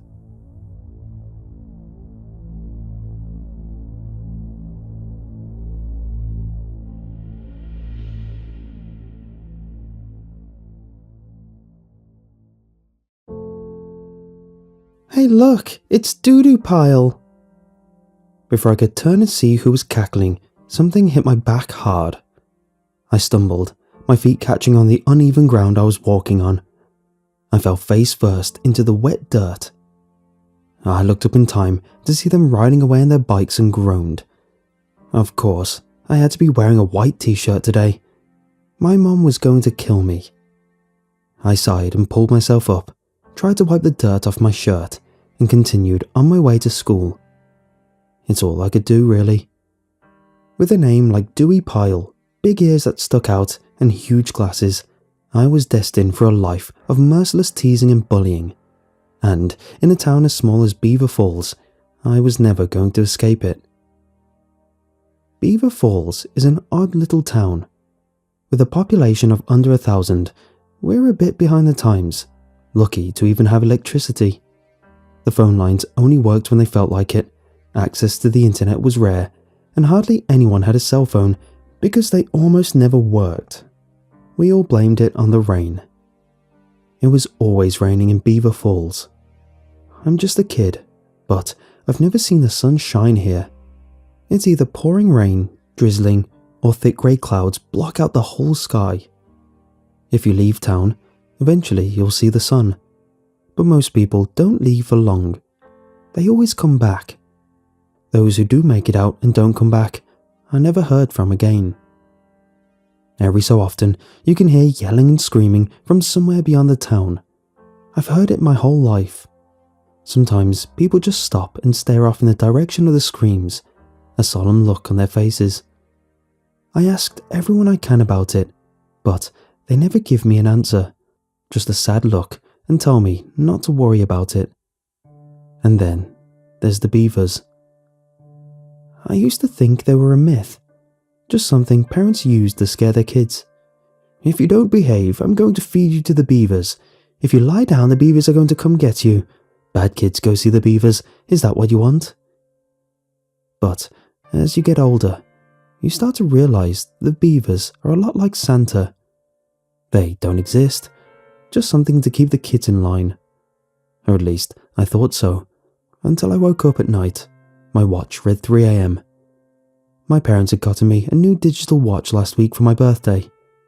It was the only thing I'd gotten, and it probably cost more than my parents could afford, but I was really proud of it. The rain was coming down hard, and a crack of thunder jolted me awake. I stared at the ceiling, waiting for sleep to overtake me, when I heard something clicking out in the street. I glanced out my window, the curtains blowing in the wind. I listened hard, waiting to see if I could hear anything besides the sound of the rain pelting the house. I held my breath, half expecting a blood-curdling scream to cut through the night.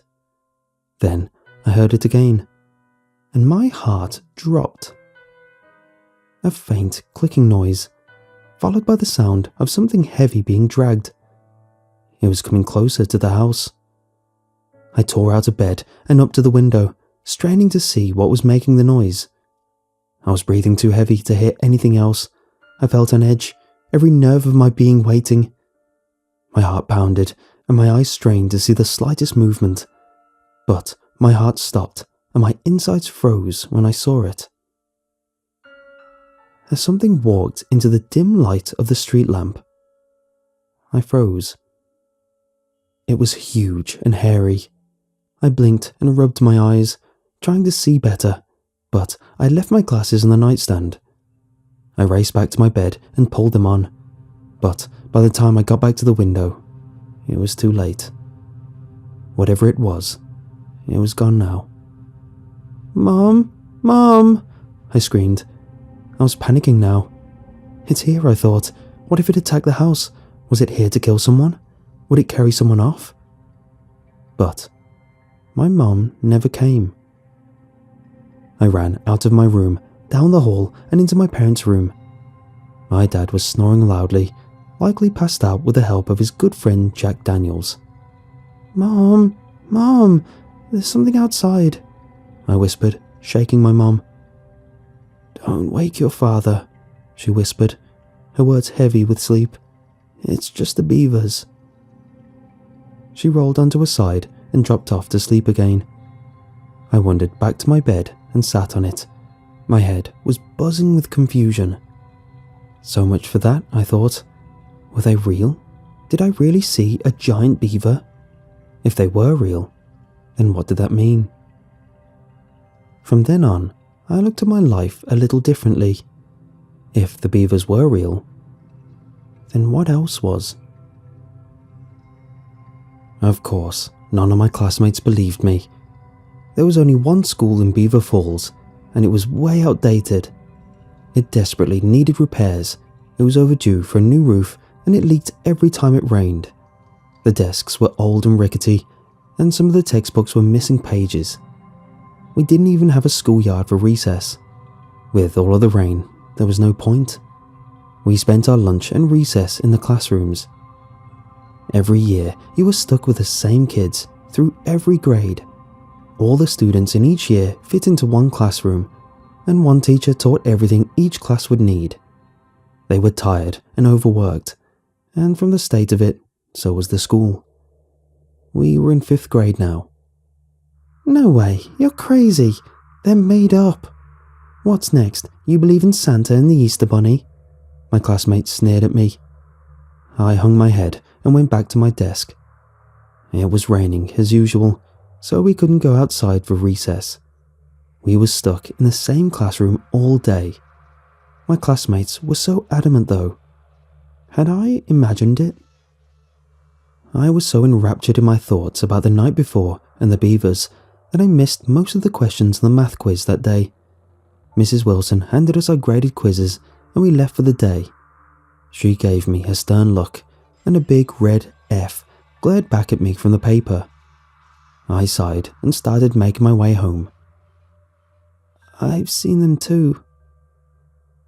Her voice startled me and I jumped, whirling around. There was a girl leaning against the school right outside the main entrance. She was tall and thin, red curly hair framing her face. She stared at me with cold, brown eyes. She was in my class. Her name was Mary Alice, and there were rumours about her having an evil eye, but I didn't know what that meant. I'd asked my mum once, and she yelled at me for spreading rumours and gossiping about other people like a yenta. But her eye did look pretty bad. The skin around her left eye was gnarled and scarred. The eye itself was white and milky, contrasting her other eye, which was so brown it almost looked black. It made me shudder just thinking about it. No one knew for sure how it had gotten like that, and everyone was too afraid to ask. But the rumours were awful. "What?" I asked, not sure what she was talking about. The way she was staring at me made me uncomfortable.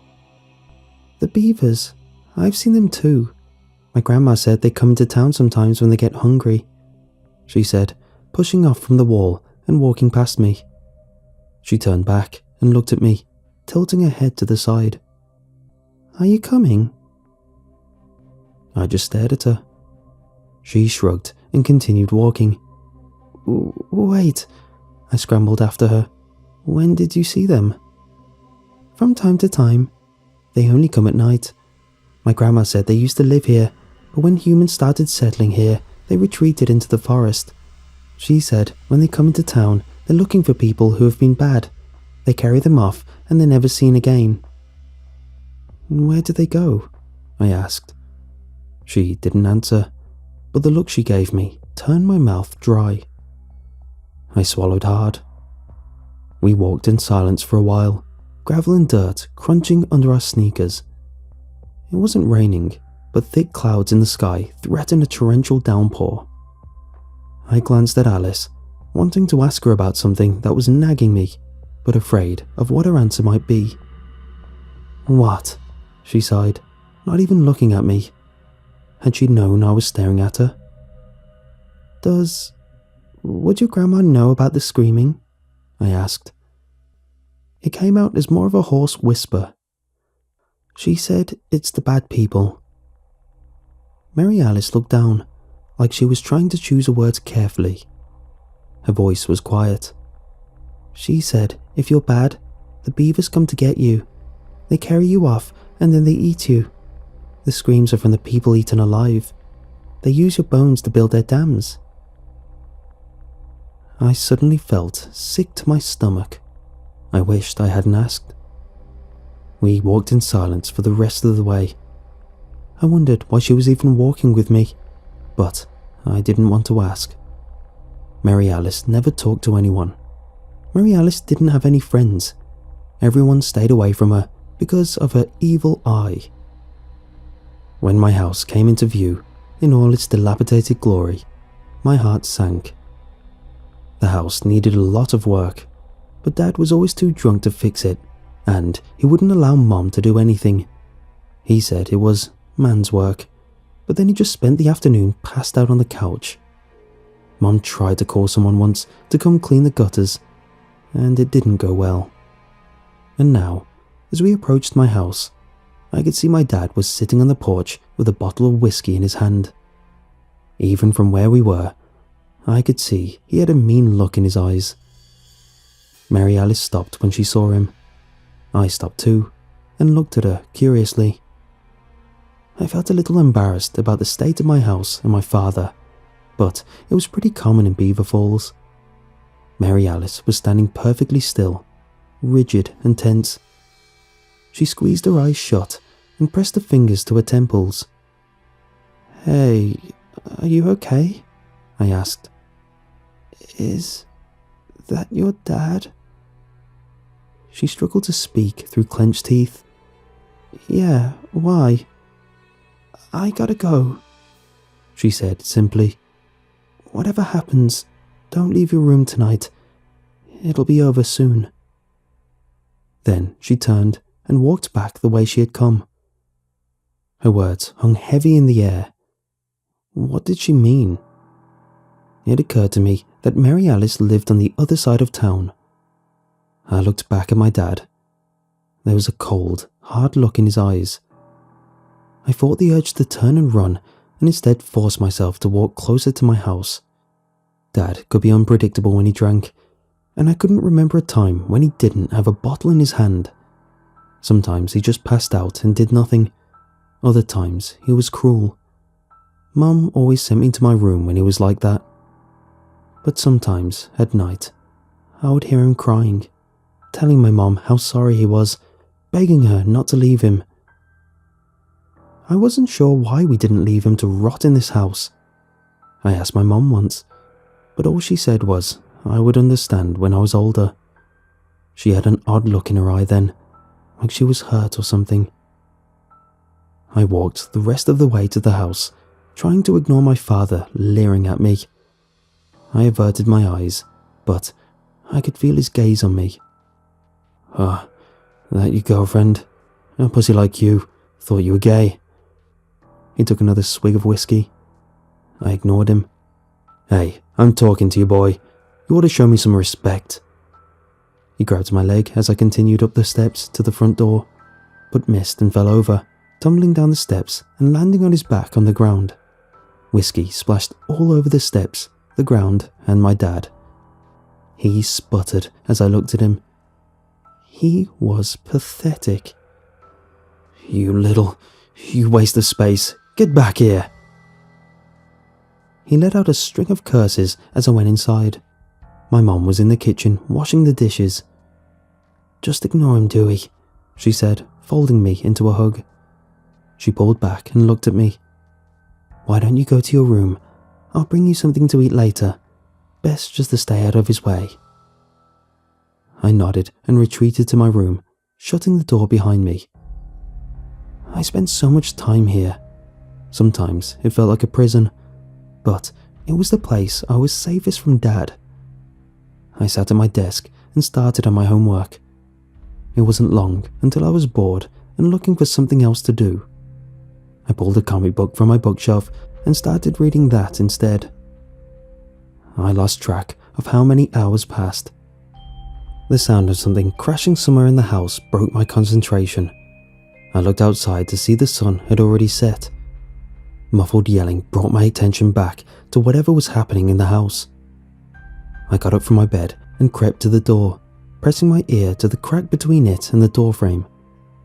I wanted to open the door and see what was going on, but Mary Alice's warning echoed in my head.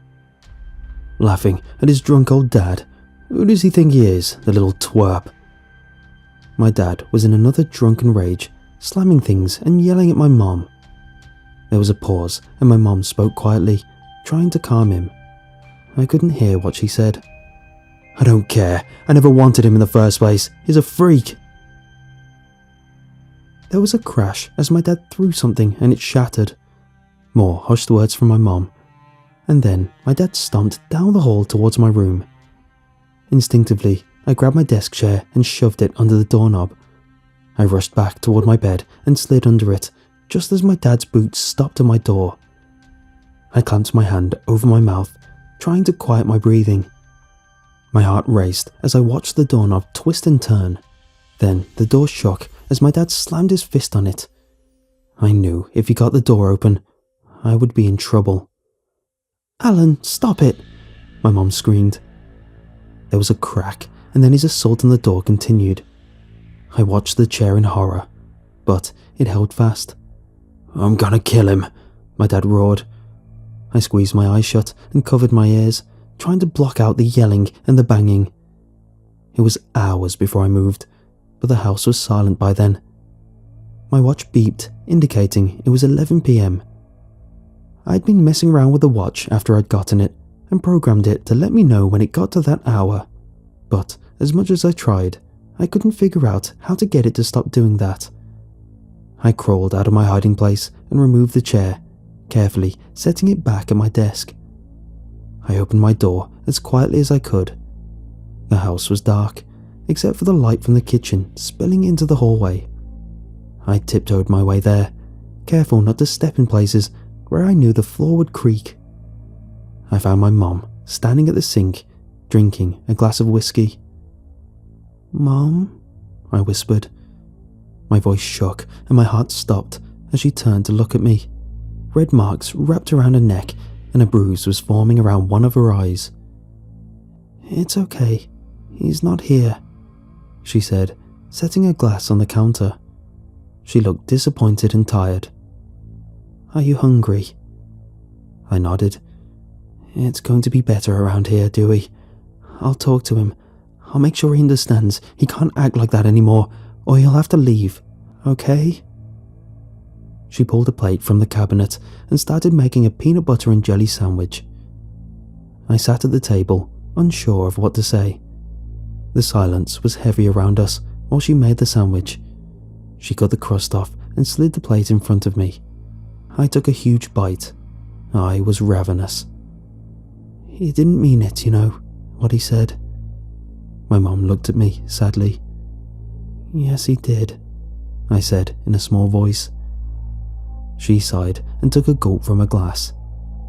She didn't say anything else. I finished my sandwich. My mom gave me a hug and a kiss and sent me off to bed. In the morning, my dad still hadn't come home.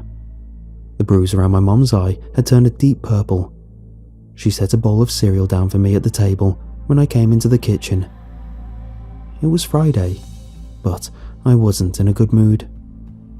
After last night's events, I wasn't looking forward to another weekend my dad would spend drunk. "Does it hurt?" I asked. She just shook her head. "Hey, you haven't mentioned Martin lately. Are you two still friends?" I nodded.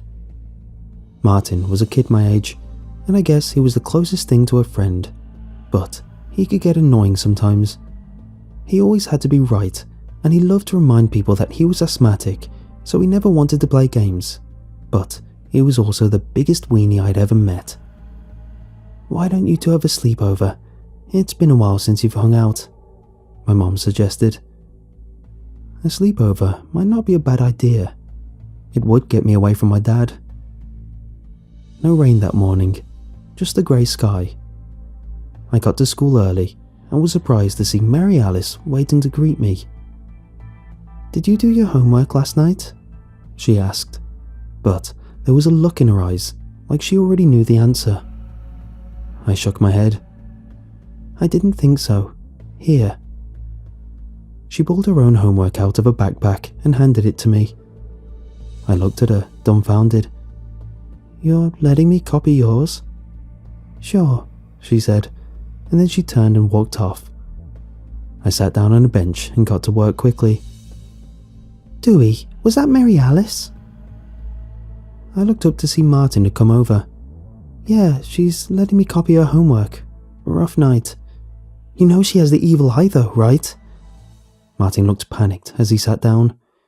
"Yeah, but what does that even mean?" "I don't know. Melanie said if she looks at you with it, she can put a curse on you, and Tyler said it means her eye is going to rot and fall out of her head. Chris said it means her grandma's a witch and she put a spell on Mary Alice when she was still in her mom's stomach, and now Mary Alice can see the dead." Martin was talking frantically, causing him to breathe heavily. "Do you really think all of that's true?" I put my pencil down and looked at him carefully. "Don't you think if any of that is true, something would have happened by now?" "Well, Martin scrambled for an explanation, but came up blank. "Seriously, man, don't believe everything you hear. Sure, it looks bad, but you've got your own crap to worry about, with your dad and all." That shut Martin up. The bell rang and I rushed to copy a few more answers before shuffling the papers up and passing them back to Mary Alice as we entered the school. The rest of the day flew by. "Hey, my mum wants to know if we can have a sleepover tonight," I asked Martin as we exited the school. The sky was still grey, but a light drizzle was coming down. "I'm sure my mum will be fine with it," he said. We both knew sleepover was code for, "Can you watch my kid for a night? I need a break." "Sleepover, huh? Maybe I'll crash it," Mary Alice remarked as she joined us. Martin immediately went pale. I chuckled. "You can't come to a boy sleepover, you're a girl." "I don't have to sleep over, but I can still come over." She stared at me with cold, unyielding eyes. I could see Martin shaking his head adamantly. "We can go looking for the beavers." "What?" Martin and I both said in unison. We stopped in our tracks. My stomach clenched with dread. "The beavers? We can get proof they're real. I got a camera last Christmas. We can take a picture of them and prove they really do exist and they're not just made up. And then those guys at school will start making fun of you. You guys want to come to my house today?" Mary Alice said it so casually, like we were going to go to the store and get some pop. "Dewey, we can't go to her house. Her grandma's a witch," Martin hissed in my ear. Mary Alice whirled around and glared at us. "Really? You of all people should know better than to spread rumours." Her voice was ice cold, and Martin turned beet red. "Sure, we'll come," I said, trying to smooth out the tension in the air. "Well, I'll come." And that was how we found ourselves at the door to the witch's lair.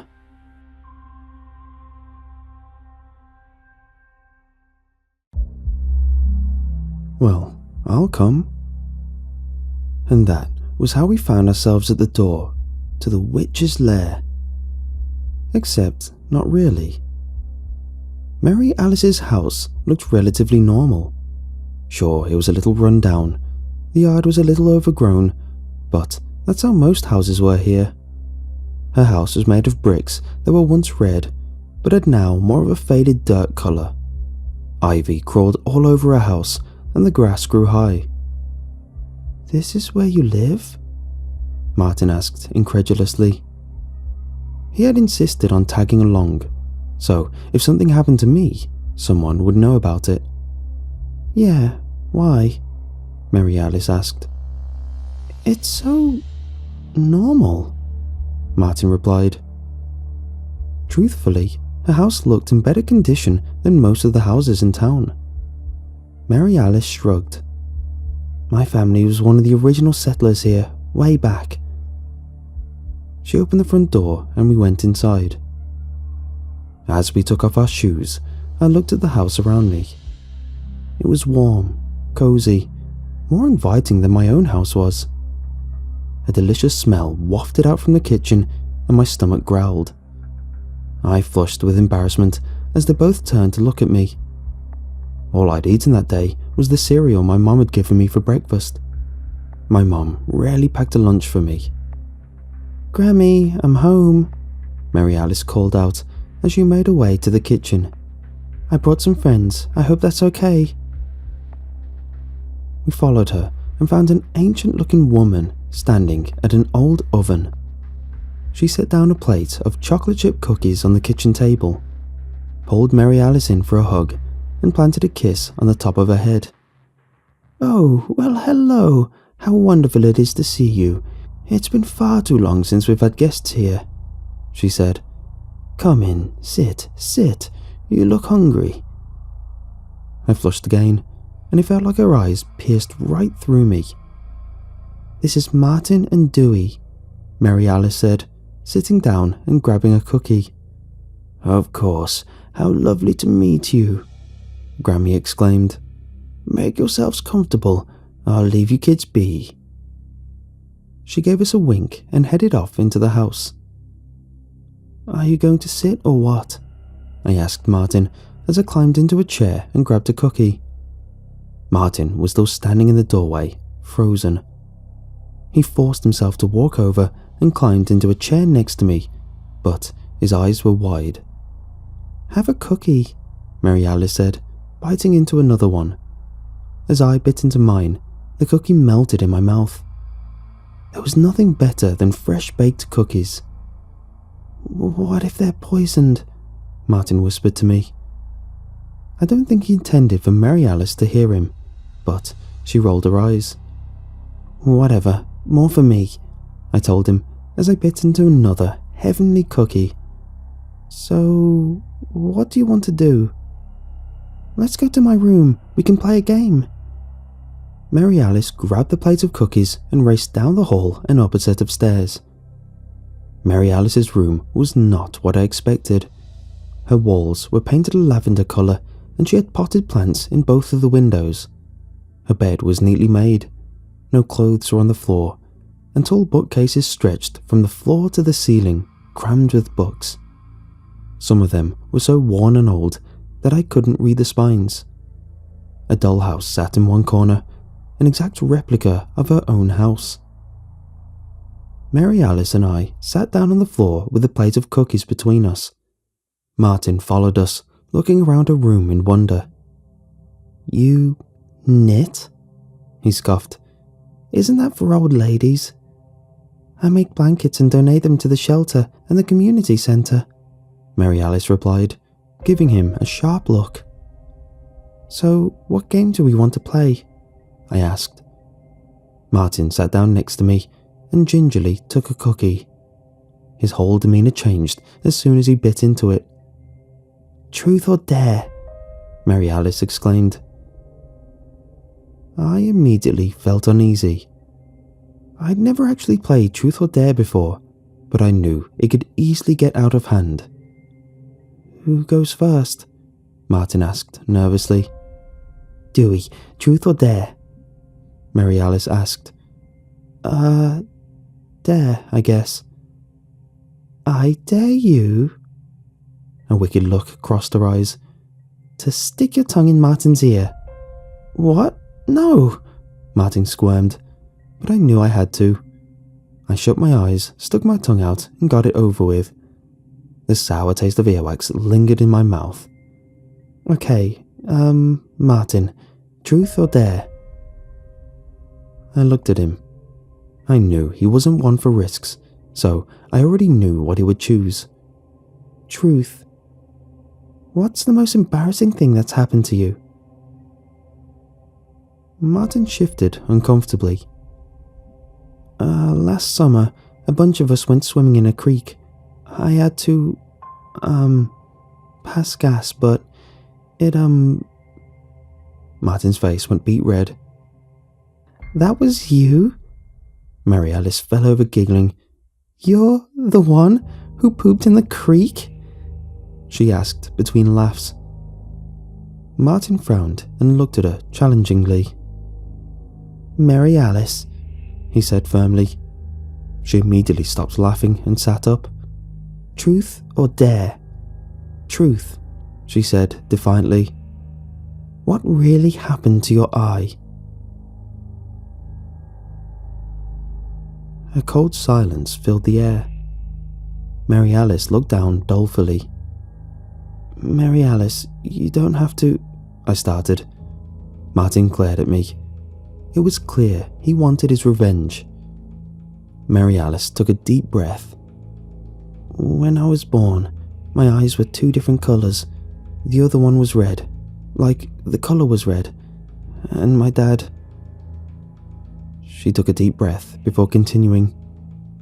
"Grammy says my dad was a paranoid schizophrenic.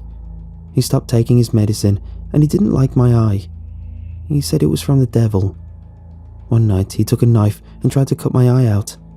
My mom tried to stop him, and he stabbed her. When she wouldn't stop bleeding, he ran away. My mom died and they arrested my dad, so now I'm half blind and I live with my grandma. But I can see things with my blind eye. I can see things about people no one else can see. I can tell when people are bad. I stared at her, dumbfounded. A sick feeling was twisting around in my stomach. Neither of us knew what to say, what we could say. "I'm sorry," I said, but she interrupted me. "Martin, truth or dare?" There was a venomous look in her eye, and I knew what was going to happen. Martin was silent for a moment, weighing his options. I think he knew what was coming too. "Truth," he said finally. "Where's your dad?" It was more of a daring statement than a question. This time, it was Martin's turn to look down. I already knew what had happened to Martin's dad, but no one else did. His mom was pretty embarrassed and wouldn't talk about it at all. He ran off with some guy who was having an affair with, probably the entire time my parents were married. Apparently, he's always been that way, and my mom just trapped him by having me. "Well, that's not so bad. What's wrong with being gay?" Mary Alice asked. But we all knew not all of the residents of Beaver Falls were as understanding. "I've tried calling him sometimes, but even when the call goes through, he never calls me back. I haven't seen him since he left. It's like he doesn't even care about me anymore," Martin continued. "My dad's the town drunk," I piped up, trying to smooth out the tension. "I can't remember a day in my life when he wasn't drinking. He hit my mom last night, and he said he never wanted me and he wanted to kill me." More uncomfortable silence. No one knew what to say to each other. "Well, aren't we a bunch of pathetic outcasts?" Mary Alice chuckled. We all laughed then at how awful our home lives were. "Is it raining?" Martin suddenly exclaimed. We all turned to look at the window. The clouds looked almost black, and it was indeed starting to drizzle. "Oh no," I said, scrambling up. "We gotta go. We got a long walk ahead of us. We gotta go." Martin stood up. I gave Mary Alice an apologetic smile, and we both turned and ran out of the room and down the stairs to pull our shoes on, leaving her on the floor with the cookies. After Martin and I parted ways, I thought about what the Truth or Dare game had revealed about each one of us. I shivered as I thought about what Mary Alice's dad had tried to do to her. How could a parent try to hurt their own child so much? But I guess the same could be said about my dad. Martin's situation was bad in its own way too, although not as severe as mine or Mary Alice's. I vowed if I ever had a kid, I would be nothing like any of ours were. Just before I turned down my street, a scream pierced the air and I jumped. My heart jackhammered inside my chest and I whirled around, trying to find where it was coming from. It sounded like it was coming from everywhere. The screams came again and adrenaline filled my veins as I ran the rest of the way to my house. By the time I got home, it was pouring and I was soaked through. I climbed up the porch stairs, my wet clothes weighing me down, and shoved the key into the lock on the front door. But it wouldn't go in. I frowned. "Mom?" I called out, trying to be heard over the pattering rain. I banged on the door as hard as I could. After a moment, my mom opened the door. "Oh, you're finally home," she said, looking relieved. "And you're soaking wet. Go take a hot shower, and I'll make you something warm to eat when you're done." I did as I was told, relishing the warm water. By the time my dad was done showering, there wasn't usually any hot water left. When I emerged from the steaming bathroom, my mom had collected my wet clothes and dried the puddle they had made on the floor. I pulled some pajamas on and went into the kitchen. My mom was stirring something in a pot on the stove. "Why didn't my key work?" I asked her, climbing into a chair. "I had the locks changed." "Oh?" I said, unsure of what to say. She slid a grilled cheese in front of me and then a bowl of steaming hot soup. I looked at it in wonder. Soup was a staple in our house, even in the summer because of how cheap it was, but we hadn't had grilled cheese in a long time. One of my dad's favourite drunken snacks was grilled cheese, and he made it so often that my mom had just stopped buying cheese because he went through it so quickly. "Things are going to be different around here," she said, turning back to the stove and serving herself some soup. "But what about—" I was going to ask about my dad. How would he get home if the locks were changed? "Don't you worry about him," my mom said. "Did you ask Martin about a sleepover?" "Yeah, he said it would be okay." "After you eat, pack some clothes and your sleeping bag and I'll drive you over. It's going to rain all night and I don't want you walking around in it." I nodded and started in on my meal. It was a short drive to Martin's, and his mom looked exhausted when she opened the door. She apologized for the mess and exchanged pleasantries with my mom while I passed them to find Martin. He was playing Donkey Kong on his Nintendo 64. The thing was ancient, but still worked like it was brand new. He had bought it from the pawn shop in town 3 years prior after saving up his allowance for the whole year. "Hey, I brought my raincoat," I said, dropping my voice to a whisper. Martin looked at me, puzzled. "What for?" "For when we find the beavers." "We're not going out there," Martin said, turning his attention back to his game. Diddy Kong was shooting peanuts at bright blue beavers. "For starters, it's raining. Secondly, my mom would never let us go out. Third, Mary Alice doesn't know where I live. And fourth, if we go out to that forest in the middle of the night, we're going to die." After a night of video games, frozen pizza and junk food, we both fell into our respective beds long after his mom turned in for the night. I wasn't used to eating so much food in one day, and my belly hurt.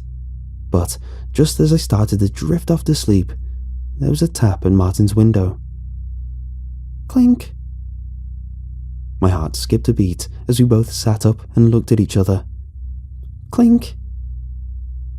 There it was again. My heart thudded in my ears as we crept to the window, trying to see what was making that noise. A flash of lightning lit up Martin's front yard, and we saw small, green figures standing there. I grinned at Martin, dug out my raincoat, pulled it on, and tiptoed to his front door. "Dewey, we're not going out there," Martin hissed, trying not to wake his mom. "Why not? Don't you want to know if they're real?" "No, and especially not in the rain, not in a storm." "When is it not raining here?" I retorted.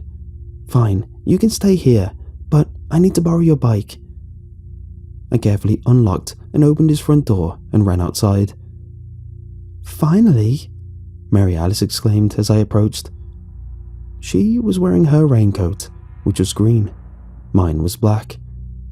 A purple bike was parked behind her. "Martin's not coming," I said. I was giddy with excitement. I'd never snuck out before, especially at night. "We'll be better off without him," she said. "Wait for me," Martin whisper-shouted as he came to join us in a blue raincoat. He brought his bike down from the porch and got on. I climbed on, sitting between his handlebars, while Mary Alice climbed on hers. We rode in silence, only the street lamps and the occasional blink of lightning lighting our way. Mary Alice led the way, and I wondered if she knew where to go, and if she had been out into the forest before. Thunder rumbled ominously, and I wondered if what we were doing was wrong, if we should turn back. We followed her through town, down the main street, turning towards the old abandoned lumber mill and the hiking trail that led towards the mountain. That was where everyone said the beavers lived, near the giant waterfall that ran through the forest. It was supposedly where the town got its name. "Watch out!" Mary Alice called back as she suddenly veered to the right. We were about halfway up the hiking trail when a pair of headlights swung around ahead of us. Martin turned sharply, and with me on the handlebars, he lost balance. We both fell, toppling into the underbrush. My heart was racing and I froze as I watched the car roll past us. I let out a breath I didn't know I had been holding, but ice filled my veins as I recognized a familiar magnet on the back of the car. Panic rose in my throat and my stomach twisted. "Wasn't that your—" Martin said. "Mom," I finished, frowning. "What's she doing out here?" "Let's go," Mary Alice whispered, walking a bike back out to the trail. "I think this is where it splits off anyway." She pointed at a picnic table set across the path. A small tree had grown through the middle of it. It was a popular landmark that indicated you were about halfway up the trail. Just as we passed the table, a blood-curdling scream filled the air, and it sounded close. "What the hell was that?" Mary Alice whispered. My skin prickled and goosebumps broke out across my flesh under my raincoat. I think we should leave," Martin whimpered. A scraping noise filled the air, followed by another scream. "No, we came here for proof. That's what we're going to get. All we need to do is take a picture," Mary Alice said, unbuttoning her raincoat and exposing her camera. "Just one picture," I agreed, despite the feeling that I should turn around, go back the way we came, and pretend this never happened. Mary Alice leaned a bike against the picnic table and stepped into the forest, following the sound of screaming.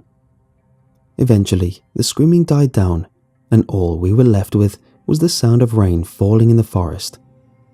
We shuffled through wet leaves and sticks. Trees, tall and thick, loomed high above us.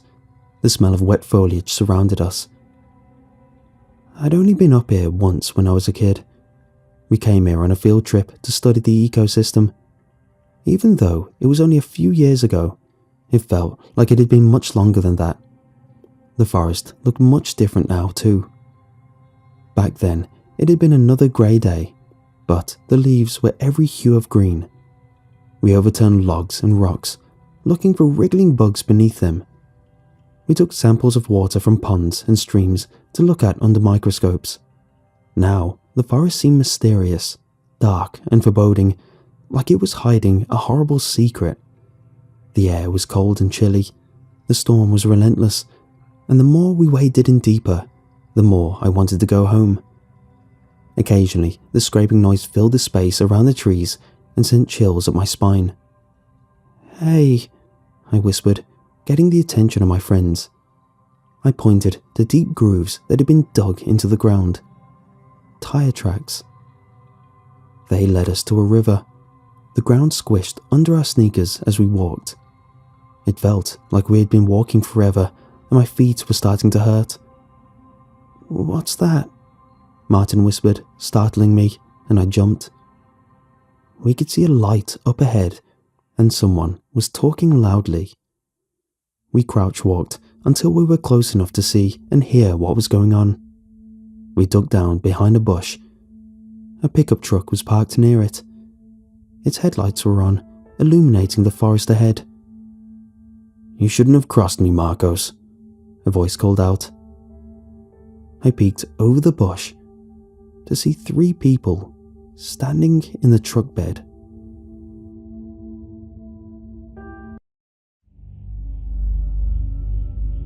"You shouldn't have crossed me, Marcos," a voice called out. I peeked over the bush to see 3 people standing in the truck bed. Then someone was kicked out of the truck. He fell onto the ground with a grunt and scrambled to stand up. His arms were tied behind him. A second person jumped out of the truck and dragged the first to his feet, then dragged him in front of the truck. I recognized the first person immediately. His name was Marcos, and he was an engineer. He worked with a construction company, which is where I recognized the second person. I'd seen him with a construction crew when they worked fixing up houses and roads. I was pretty sure his name was Vinny, and he was always glued to his boss's side, which means the person in the truck must have been Tony. They were bad news. They were always cutting corners on their projects and drinking on the job. No one told me, but I always stayed out of the way out of instinct. But what were they doing out here? Did you really think you could just throw me under the bus like that it wouldn't get back to me? Tony was saying. You're a stupid sack of trash. He jumped from the back of the truck to join them. He kicked Marcos again. Yeah, did you really think you could leave town and turn us in? Vinny sneered. You know you can't leave this town. And trying to turn us into the feds? The local police are in our pocket, you idiot. They know exactly what's going on, and they get a cut of every deal that goes on. Tony continued. Please, I made a mistake. I'm sorry. I'll do anything you want. I'll give you anything you want. Just please, don't do this. Marcos pleaded. See, that's your problem. You don't have anything I want. You're no use to me, and now we can't trust you. Tony chuckled. No, please, Marcos cried out. There was a pause, and my blood froze as I thought I saw something big and hulking moving around just beyond the reach of the headlights. I looked at Mary Alice and Martin.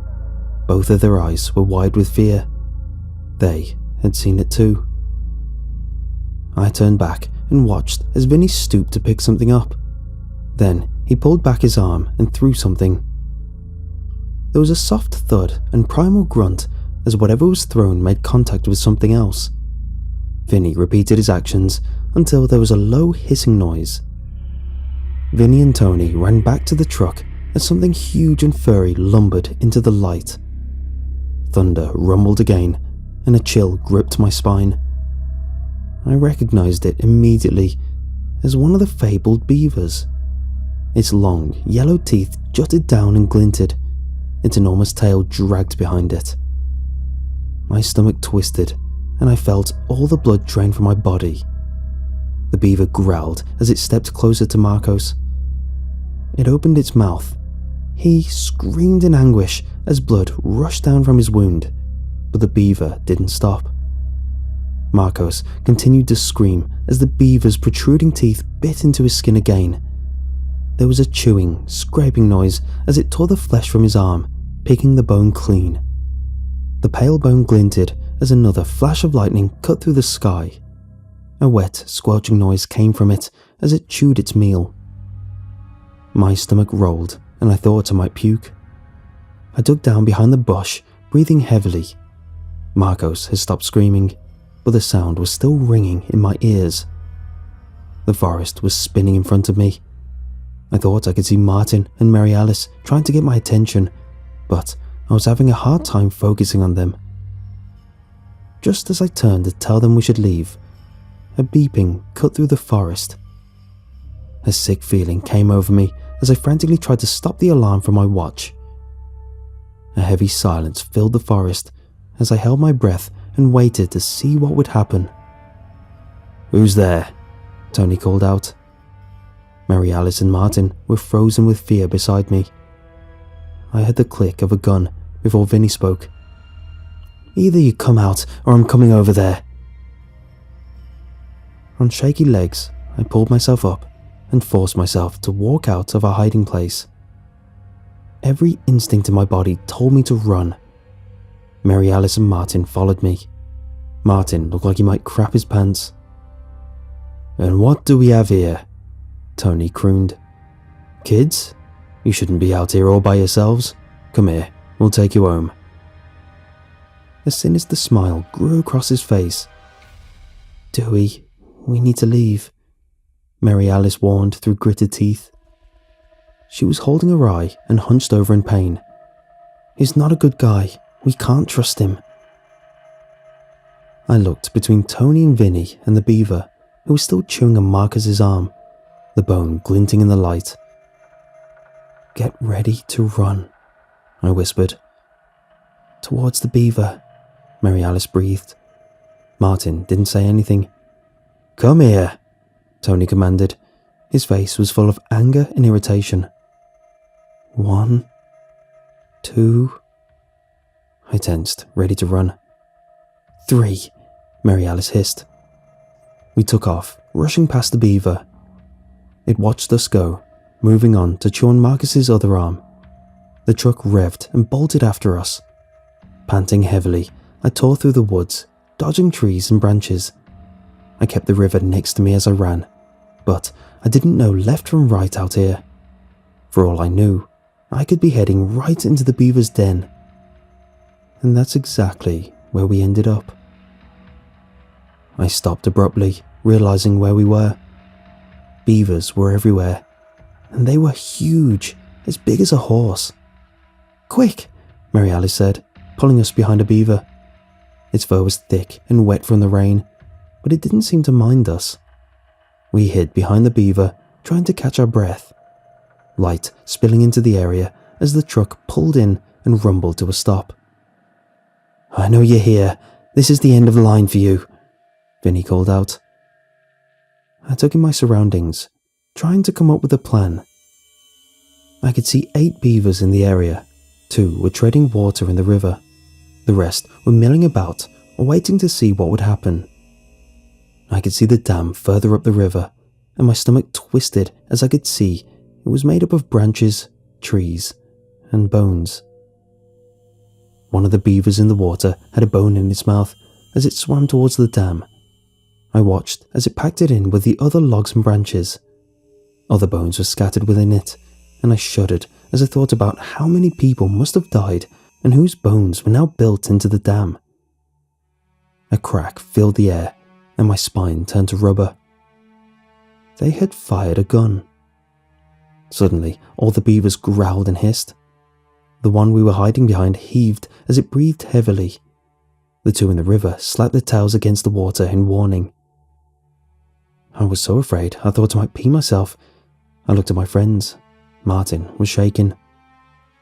"I'm not going to tell you again," Tony yelled. There was another click as he cocked his gun again. The forest was filled with the sounds of growling beavers.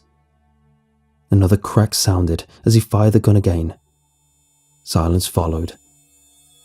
But only for a second. And then, the beavers attacked. They rushed the truck, swinging their thick tails and slamming them against the truck.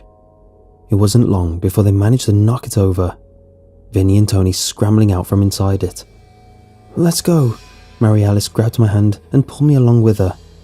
She had Martin in her other hand. We rushed past the truck as the beavers descended on it. Horrible screams filled the air as we passed. The sound of chewing and scraping filled the sky again, coupled with the screams of pain. We raced back the way we came, my heart beating in my ears. I was starting to wonder if we would get out of here alive, but I gulped down my fear and pressed on. "Wait," I skidded to a stop and looked back. "I can't." Martin was wheezing and holding his chest. "What's wrong?" Mary Alice asked. "He's asthmatic. He needs his inhaler. Where is it?" I shouted. From the corner of my eye, I could see the beaver who had been eating Marcos. Its eyes were alert and trained on us. "At home." Martin struggled to speak. "We have to carry him," I said, as Mary Alice and I took each of his arms to support him. But we'd only made it a few steps when he let out a yelp, and something tugged us back. He let out a scream just as I looked back to see the first beaver we had encountered sink its teeth into Martin's leg. "Go without me. You have to." His screams pierced my ears. I looked into his eyes, the eyes of the closest friend I had, who I'd spent countless nights playing video games with and having sleepovers. How could I just leave him? He let out another scream as the beaver bit down again.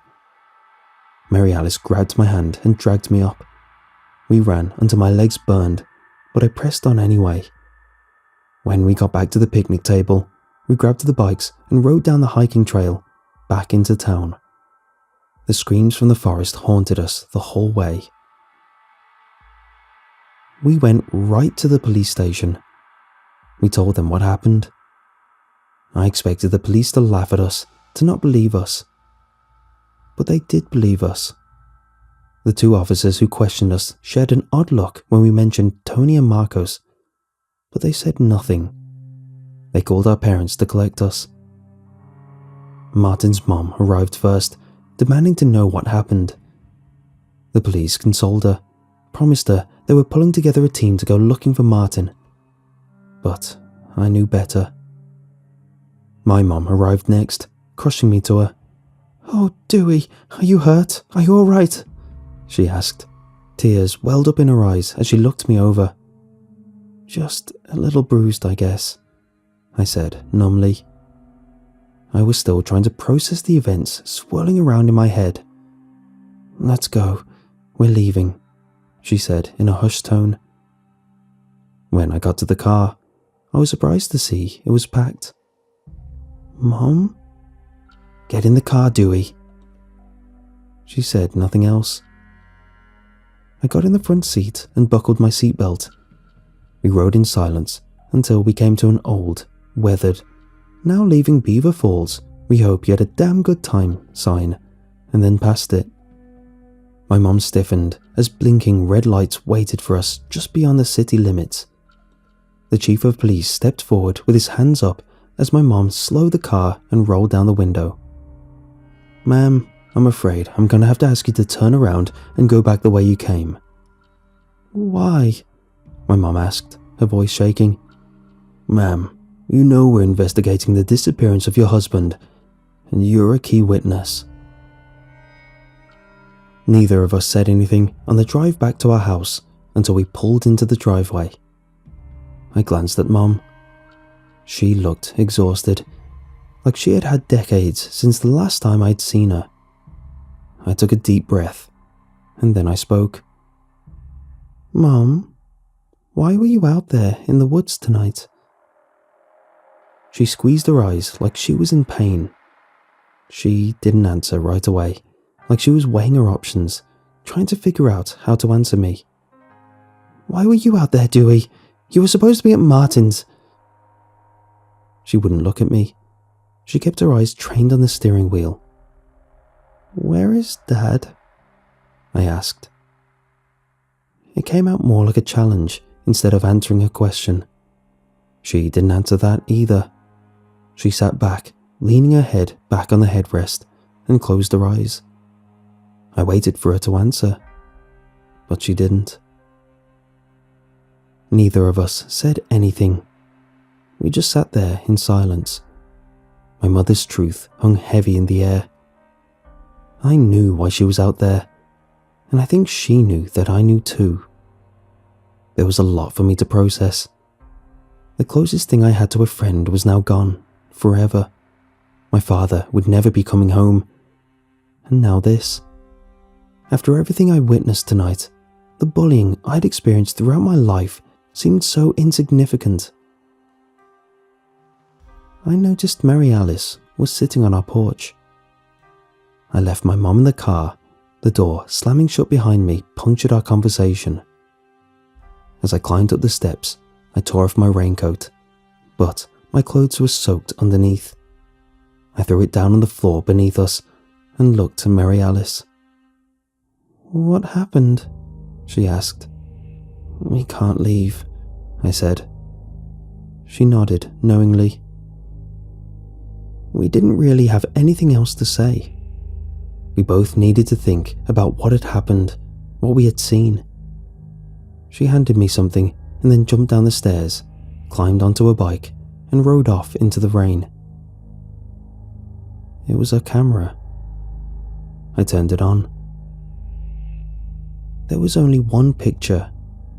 A beaver was standing behind Marcos, his bloody arm in his mouth. His face was frozen in an eternal scream. At least I'd gotten my proof.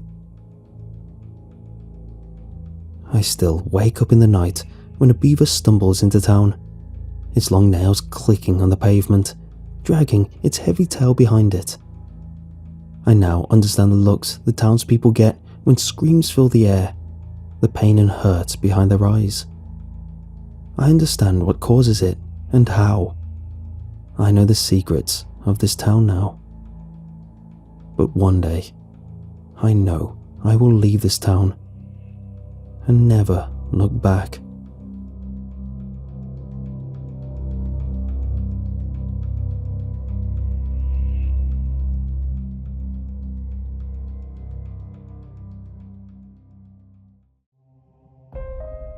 Sea air. It's idyllic. People crave it. To live beside the seaside is considered a privilege, some sort of picturesque life that those living in cities can only dream of.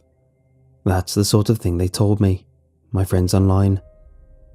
The part of growing up by the sea that others don't tell you about, or for the most part even consider, is the loneliness. The pool of friends and love interests is much smaller, especially in the tiny ocean towns. It's what drove me to a life of lurking the darkest corners of the internet, trying to satiate my need for some kind of human connection. I'm a horror fan. I've spent hours lurking this sub and a million other dark and interesting forums on the web. I won't name the place I found my friends.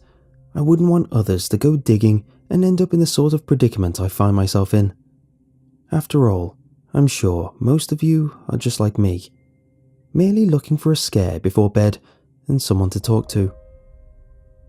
The friends that I made online were hardcore, obsessed with urban legends, unsolved mysteries, and finding the real, scariest things that's been posted online. I suppose I was no different. Not at first, anyway. I revelled in the grainy video footage, and my favourites were the tales that you couldn't quite disprove. I wasn't alarmed about the obsessive direction my friends were taking until a guy with a username Loiters with Intent started posting to the forum. He got involved in the Discord and became a big player amongst the group. He claimed to have spent years proving urban legends real. As skeptical as the group could be, we all desperately wanted proof. For even one of the mysteries that we had obsessed over to be real would have vindicated all the hours we spent discussing them. Loiters with Intent was the kind of guy that no one wanted to admit they were a little scared of. Whilst the others were sharing memes and JonBenet theories, he was sending us freaky videos from the depths of the web, with gore and jumps that looked perfectly realistic. When he sent us instructions to access one of the websites for a video, I knew that it had to be some deep web stuff. It didn't squash my curiosity. I'd always been fascinated by the idea of surfing the deep web, browsing the dark and mysterious corners of the internet to my heart's content. It had some type of sick allure, and I'd often found myself looking for worse things people have seen on the darknet threads over the years. I followed the instructions to the letter and was met with a mostly black web page with a tiny video box in the middle. In red letters above the extra small video box were the words, "A Birth of a Legend." I wondered if Loiters with Intent had made it himself, in some poor attempt to scare us all. I wasn't very technological. I'd only been able to access the website with instruction, so I had no idea how difficult or easy that might be. I pressed play, and the first thing I was confronted with was a beautiful girl. Man, she looked terrified, but she was so stunning. Long, wavy dark hair and deep brown eyes lured me in, but the terror that glazed them made me feel wholly uncomfortable. If the girl was acting, then she deserved an Academy Award before she ever said a word. If the cameraman backed up a bit, I could see that the girl was stood on an unfamiliar, empty beach. "Run," came a voice from behind the camera, a mocking and gloating man. "Please, it hurts so bad," the girl replied, voice cracking as she spoke directly into his camera. "If anyone's watching, please help me." She wore a tattered white dress, the sort of dress a girl like that would wear to a fancy party, but it looked like she had been away from the party for quite some time. There were rips exposing bruises that covered her whole, beautiful body. My heart broke as she attempted to run across the sand, tripping and stumbling as the cameraman laughed and mocked her. The beach in the video was huge, a vast expanse with no sign of reaching a town or land. As the camera panned round, I could see that the sand stretched for miles. If the guy wanted to hurt her, then she had no chance of escaping. He was allowing her a head start purely for his own amusement. The sicko. Discord notifications pinged my phone on the desk as the others made their way through the video. What the hell, man? What is this, loiters? Is this real? Ha, nice try, but this is definitely fake. I remained fixated on the video. The girl trying to run and hide in the open landscape with a choice between miles of sand or the thick barrier of rock pools that met the water. It was no choice at all, really. In her position, I probably would have just laid down and accepted my fate. The camera turned around to face the cameraman, fully clad in a balaclava. He lifted the mask just enough so that the viewers could see his ravenous smile. Well done to the highest bidder. This is for you. He walked towards the girl, his steps making a lot more progress than her frantic, panicked running. He wigged a screwdriver in front of the camera as he approached her, and she fell to the ground. Watching the video from the cameraman's POV felt voyeuristic, like it was me standing above the poor woman with a weapon, like I'd taken her there. I winced hard as he brought the screwdriver down with force and plunged it into her leg, then her arm, then her other leg. He hit every non-deadly area possible before finally sticking it deep into her eye, hovering as it forced its way into the socket like jelly, and the tip of the metal implement presumably reached the brain. He dragged and threw her body into a deep rock pool and turned the camera to face him one more time, balaclava still rolled up above his mouth. I hope you bottom feeders like that. Time for some real bottom feeders to enjoy her now. He laughed evilly, relishing what he'd done. I felt tears roll down my cheeks. It was too realistic.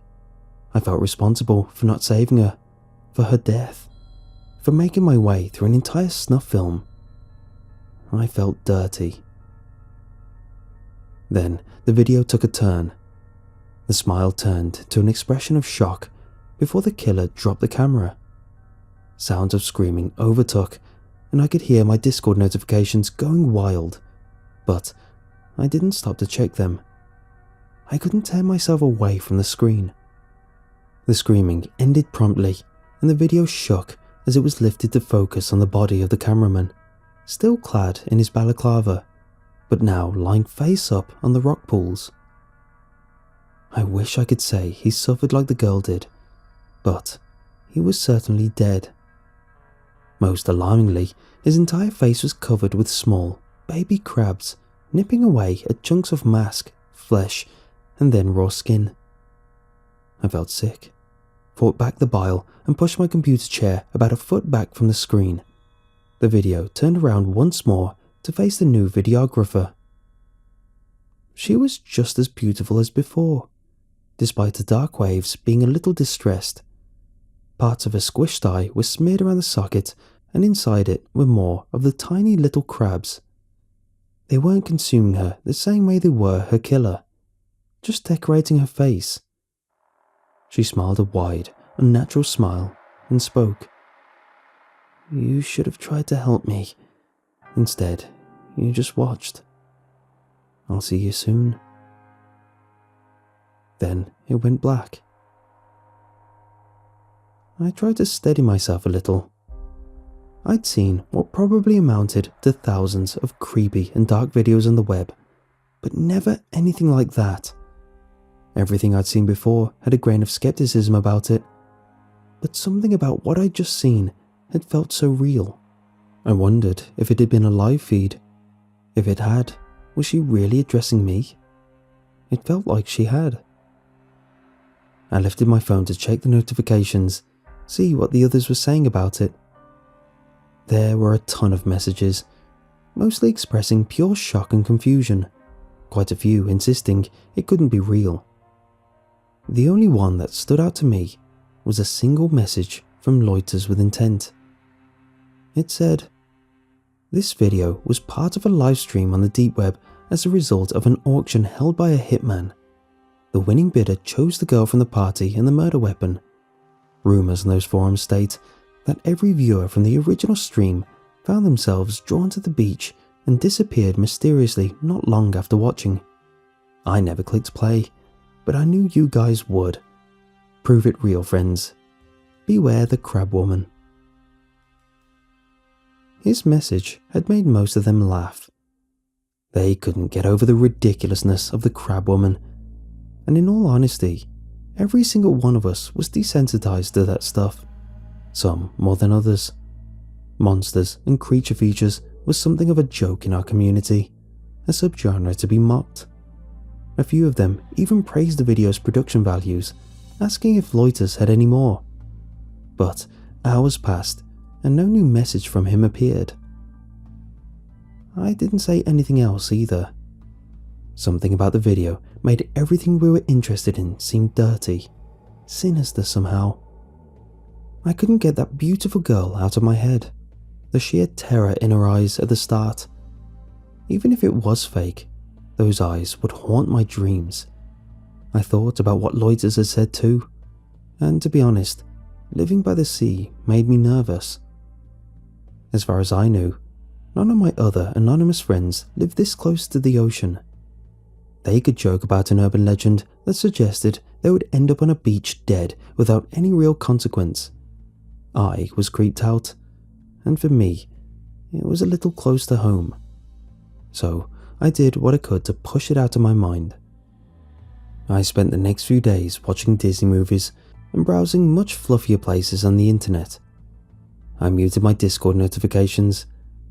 I didn't want to talk about creepy stuff for a while. It encouraged me to get out, and I started to take daily runs, attempting to improve my fitness in the hope I could maybe make some in-real-life friends. Thankfully, it worked.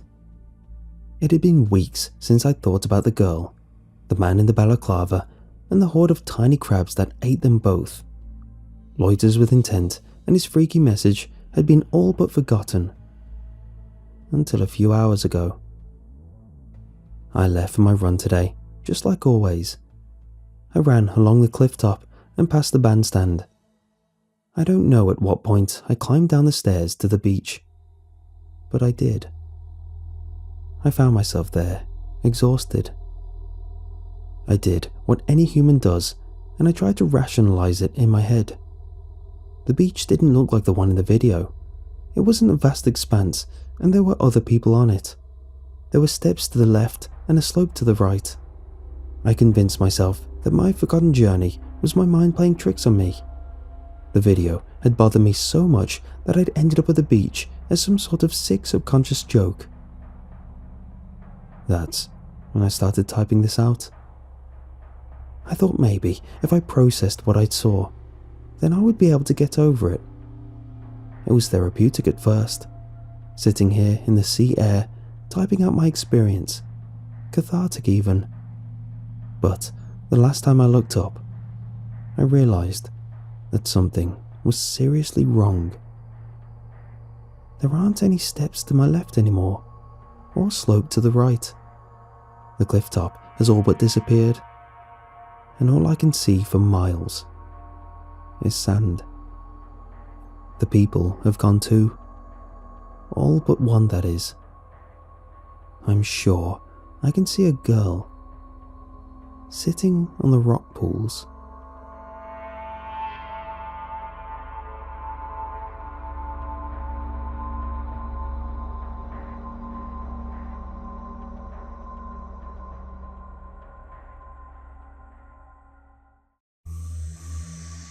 "30 hours ago, I hopped on a late-night flight from New York heading to Los Angeles.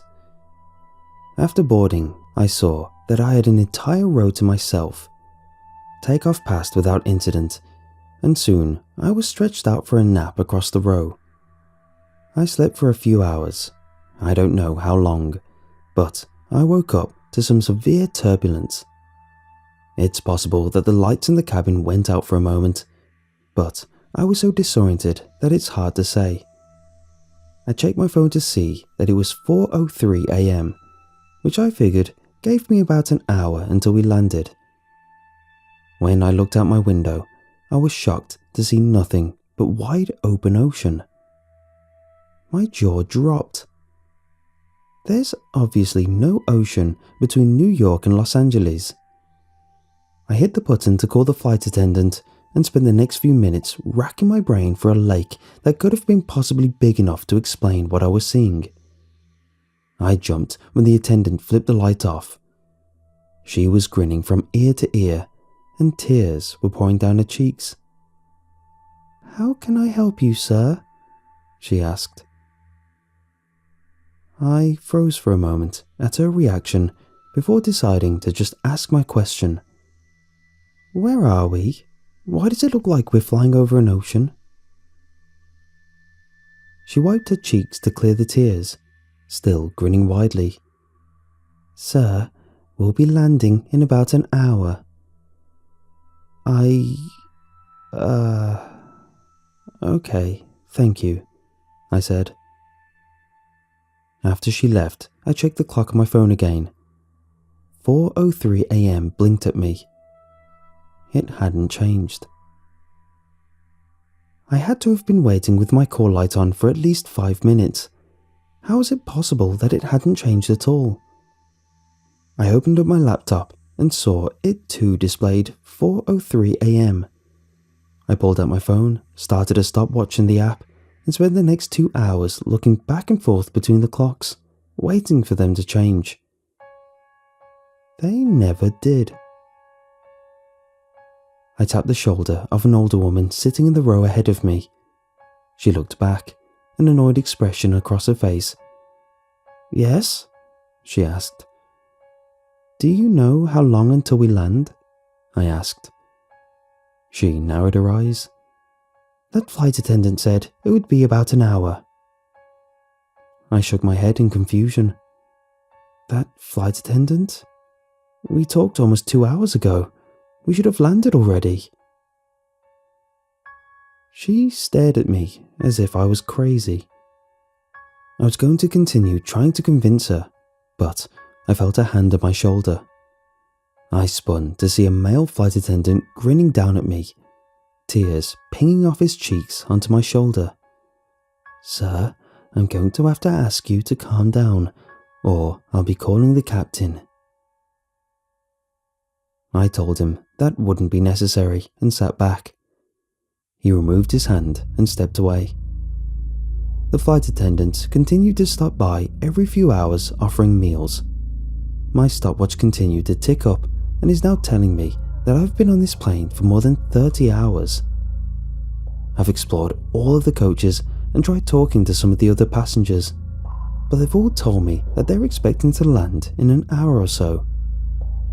Around 3 hours ago, I tried getting into first class. I made it past the curtain, but was escorted back by 2 grinning flight attendants. Their grip on my arms were like iron. "Sir, the seatbelt sign is on," one said. "Please remain in your seat with your buckle fastened. We'll be landing in about an hour." I'd just about given up hope when a woman came down the aisle dressed in a business suit. She didn't look at me or slow down, but she dropped a piece of paper onto my tray as she made her way to the bathrooms at the back of the plane. I shot a look around before unrolling it. It said, "Are you stuck too?" I pulled out a pen and wrote, "Yes, it's been 30 hours." I folded the scrap of paper up and set it on the tray closest to the aisle. She left the bathroom and picked it up as she passed. It's been 20 minutes since then. I don't know why, but I don't think the flight attendants would like it if they knew we were talking. It doesn't matter. I have to do something. I'll update you all with whatever happens next.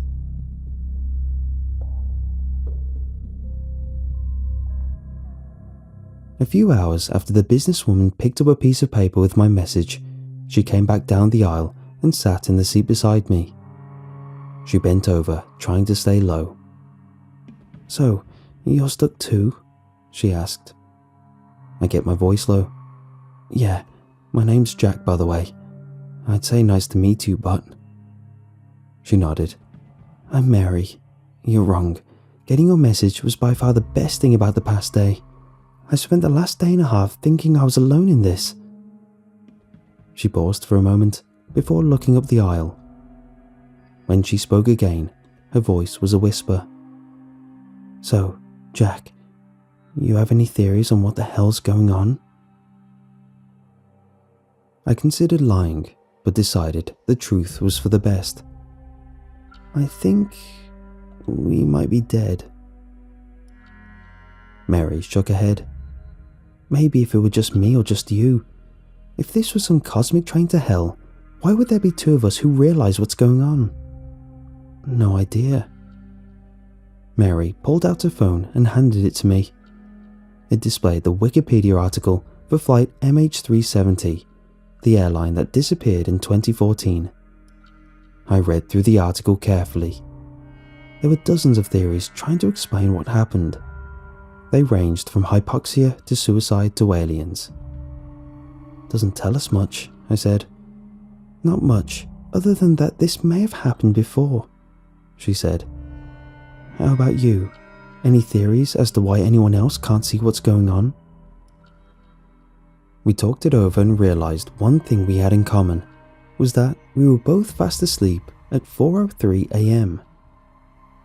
There's no way we were the only ones asleep at that time, though. Maybe everyone else was just napping. I don't know about you, but I was well and truly asleep. The cabin lights flicked off, and a dozen red emergency lights on the floor flicked on, casting the cabin in a red glow. The intercom cranked to life, saying, "Passengers, please return to your seats. The seatbelt sign is fastened. We may experience some turbulence. We'll be landing in about an hour." Mary froze. "Should I go back?" she asked. "Maybe they won't notice if you're gone, but maybe they already know and they're just trying to separate us." Mary nodded. "We should stay together. That's a better idea." The intercom crackled again. "Ladies and gentlemen, I am pleased to announce the arrival of the captain. We'll all be given the opportunity to speak with him. Please remain in your seats until he calls you. If you need assistance, don't worry. A flight attendant will happily help you on your way." Sounds of passengers getting to their feet echoed from further up in the plane. We sat in silence, trying to get a good look through the curtain separating us from first class. "The captain?" I asked. "No idea, but it didn't sound like they were talking about the pilot to me, did they?" "Nope." That's when a pungent sulfur smell hit us, so strong that I had to resist the urge to gag. It reminded me of the worst rotten eggs I'd ever smelt in my life, but the old woman sitting ahead of us didn't react. She just kept watching a movie on the back of her seat. "Don't cough," I said to Mary. We fought it for a few long seconds before giving in, coughing hard and violently. A second later, the curtain opened. Mary and I froze, staring down at the now red fuselage. 4 flight attendants passed through the curtain and made their way down the road towards us, grins stretched wide across their face. They were still crying, but this time the tears streaking their faces were darker. It's hard to say with the lighting, but it looked like blood. My eyes weren't drawn to them though. I looked over their shoulders at the figures standing near the front of the plane. It was a black silhouette standing beside the cockpit door. It was at least 8 feet tall and pointing towards us with a single finger. It had called us. "The bathrooms!" I shouted. We ran towards the back of the plane, the flight attendants closing in behind us. Blood dripped from their grinning cheeks onto the carpet of the plane. "The captain is here," he said in a perfect customer service voice. His grin widened as he moved towards us. We made it to the bathrooms, jumping into opposite sides. I slammed the door shut and locked it, pressing my feet against the folding center part of the door to keep it closed. They began banging on the door and pulling at the handle while I fought to keep it closed. "I'm sorry, but you'll both need to speak with the captain," one of the flight attendants said. "Jack!" Mary screamed. "Jack, help!" A distinct snapping sound, like breaking metal, came from her door. She continued screaming as the sounds of struggle migrated up towards the front of the plane, towards the dark figure I'd seen. I'd like to say I jumped out and fought them, that I distracted them or did something heroic. I didn't. She was carried away, and a few short seconds later, her screaming was cut off. That was a few hours ago, and I'm still locked inside this bathroom. I keep trying not to think of what they've done with her. The thing at the front of the plane didn't seem human. I hope they didn't kill her. Not after she was shouting for my help like that. I couldn't take that. I haven't heard any movement outside for a few hours, but I'm terrified to open the door. I'm far from the sea outlets, so my phone's almost dead, and I haven't eaten in way too long. If I go out there, will the flight attendants remember? What if that thing is still waiting for people? I don't have much time to make a decision. After another dozen hours or so, I opened the bathroom door. The lights in the cabin were back to normal, and I couldn't smell any sulfur. I cautiously made my way back to my seat and almost cried when the grinning, crying flight attendant came by, offering a meal. That crappy airline food was the most delicious thing I'd ever eaten. When I'd finished, my mind immediately turned to Mary. What had happened to her? I crept down the aisle towards first class, trying to keep a low profile. Surprisingly, the flight attendants were nowhere to be seen. They'd almost seemed to ignore me, almost as if they wanted me to find her. She had a row to herself and was staring down at her phone in the window seat. I slid into the aisle and shook her arm. "Mary! Mary!" I hissed. She pulled out her headphones and stared at me with a surprised expression. "Yeah? What's going on?" "Are you okay?" I asked. "What did they do to you?" "I'm sorry. Remind me how I know you?" "What do you mean? I realized with sinking horror that she had no idea who I was. I fought back tears. "Mary, how long have you been on this flight?" She checked the watch on her wrist. "Well, it's 4:03 a.m, so a few hours at least." She stared at me the same way you'd look at a person claiming they were the second coming of Christ. Her tone was low and reassuring. "Hey, don't worry so much. Look on the bright side. We'll be landing in about an hour." I felt an iron grip on my arm and looked up to see two flight attendants. "Sir, this is an area for first-class passengers only." They were still crying and grinning, but just with tears this time. I could still see streaks of blood staining the front of their uniforms though. I was escorted back to my seat, where I spent the next several days. Attendants continued to stop by with food. I would use the bathroom, and soon was going absolutely crazy with the monotony. In retrospect, those few days weren't so bad. There's a lot of content on the internet after all, even with crappy plane Wi-Fi, so it didn't get really bad until around 10 days later, when the Wi-Fi failed. It was sometime a week later that I lost control and began screaming for a flight attendant. They didn't come for several minutes, but eventually one did. Just let me see the captain," I asked. The flight attendant bent low and spoke with that same customer service voice. "I'm sorry, sir. The captain has made his decision regarding you quite clear. You didn't answer his call and will, therefore, wait. How long? Quite a while, I'm afraid. We'll be landing in about an hour. She straightened and walked away. I started making notches on various parts of the seat back to keep track of different things. One notch was for each time I used the bathroom, one for each meal, one for every time I was given a movie, that sort of thing.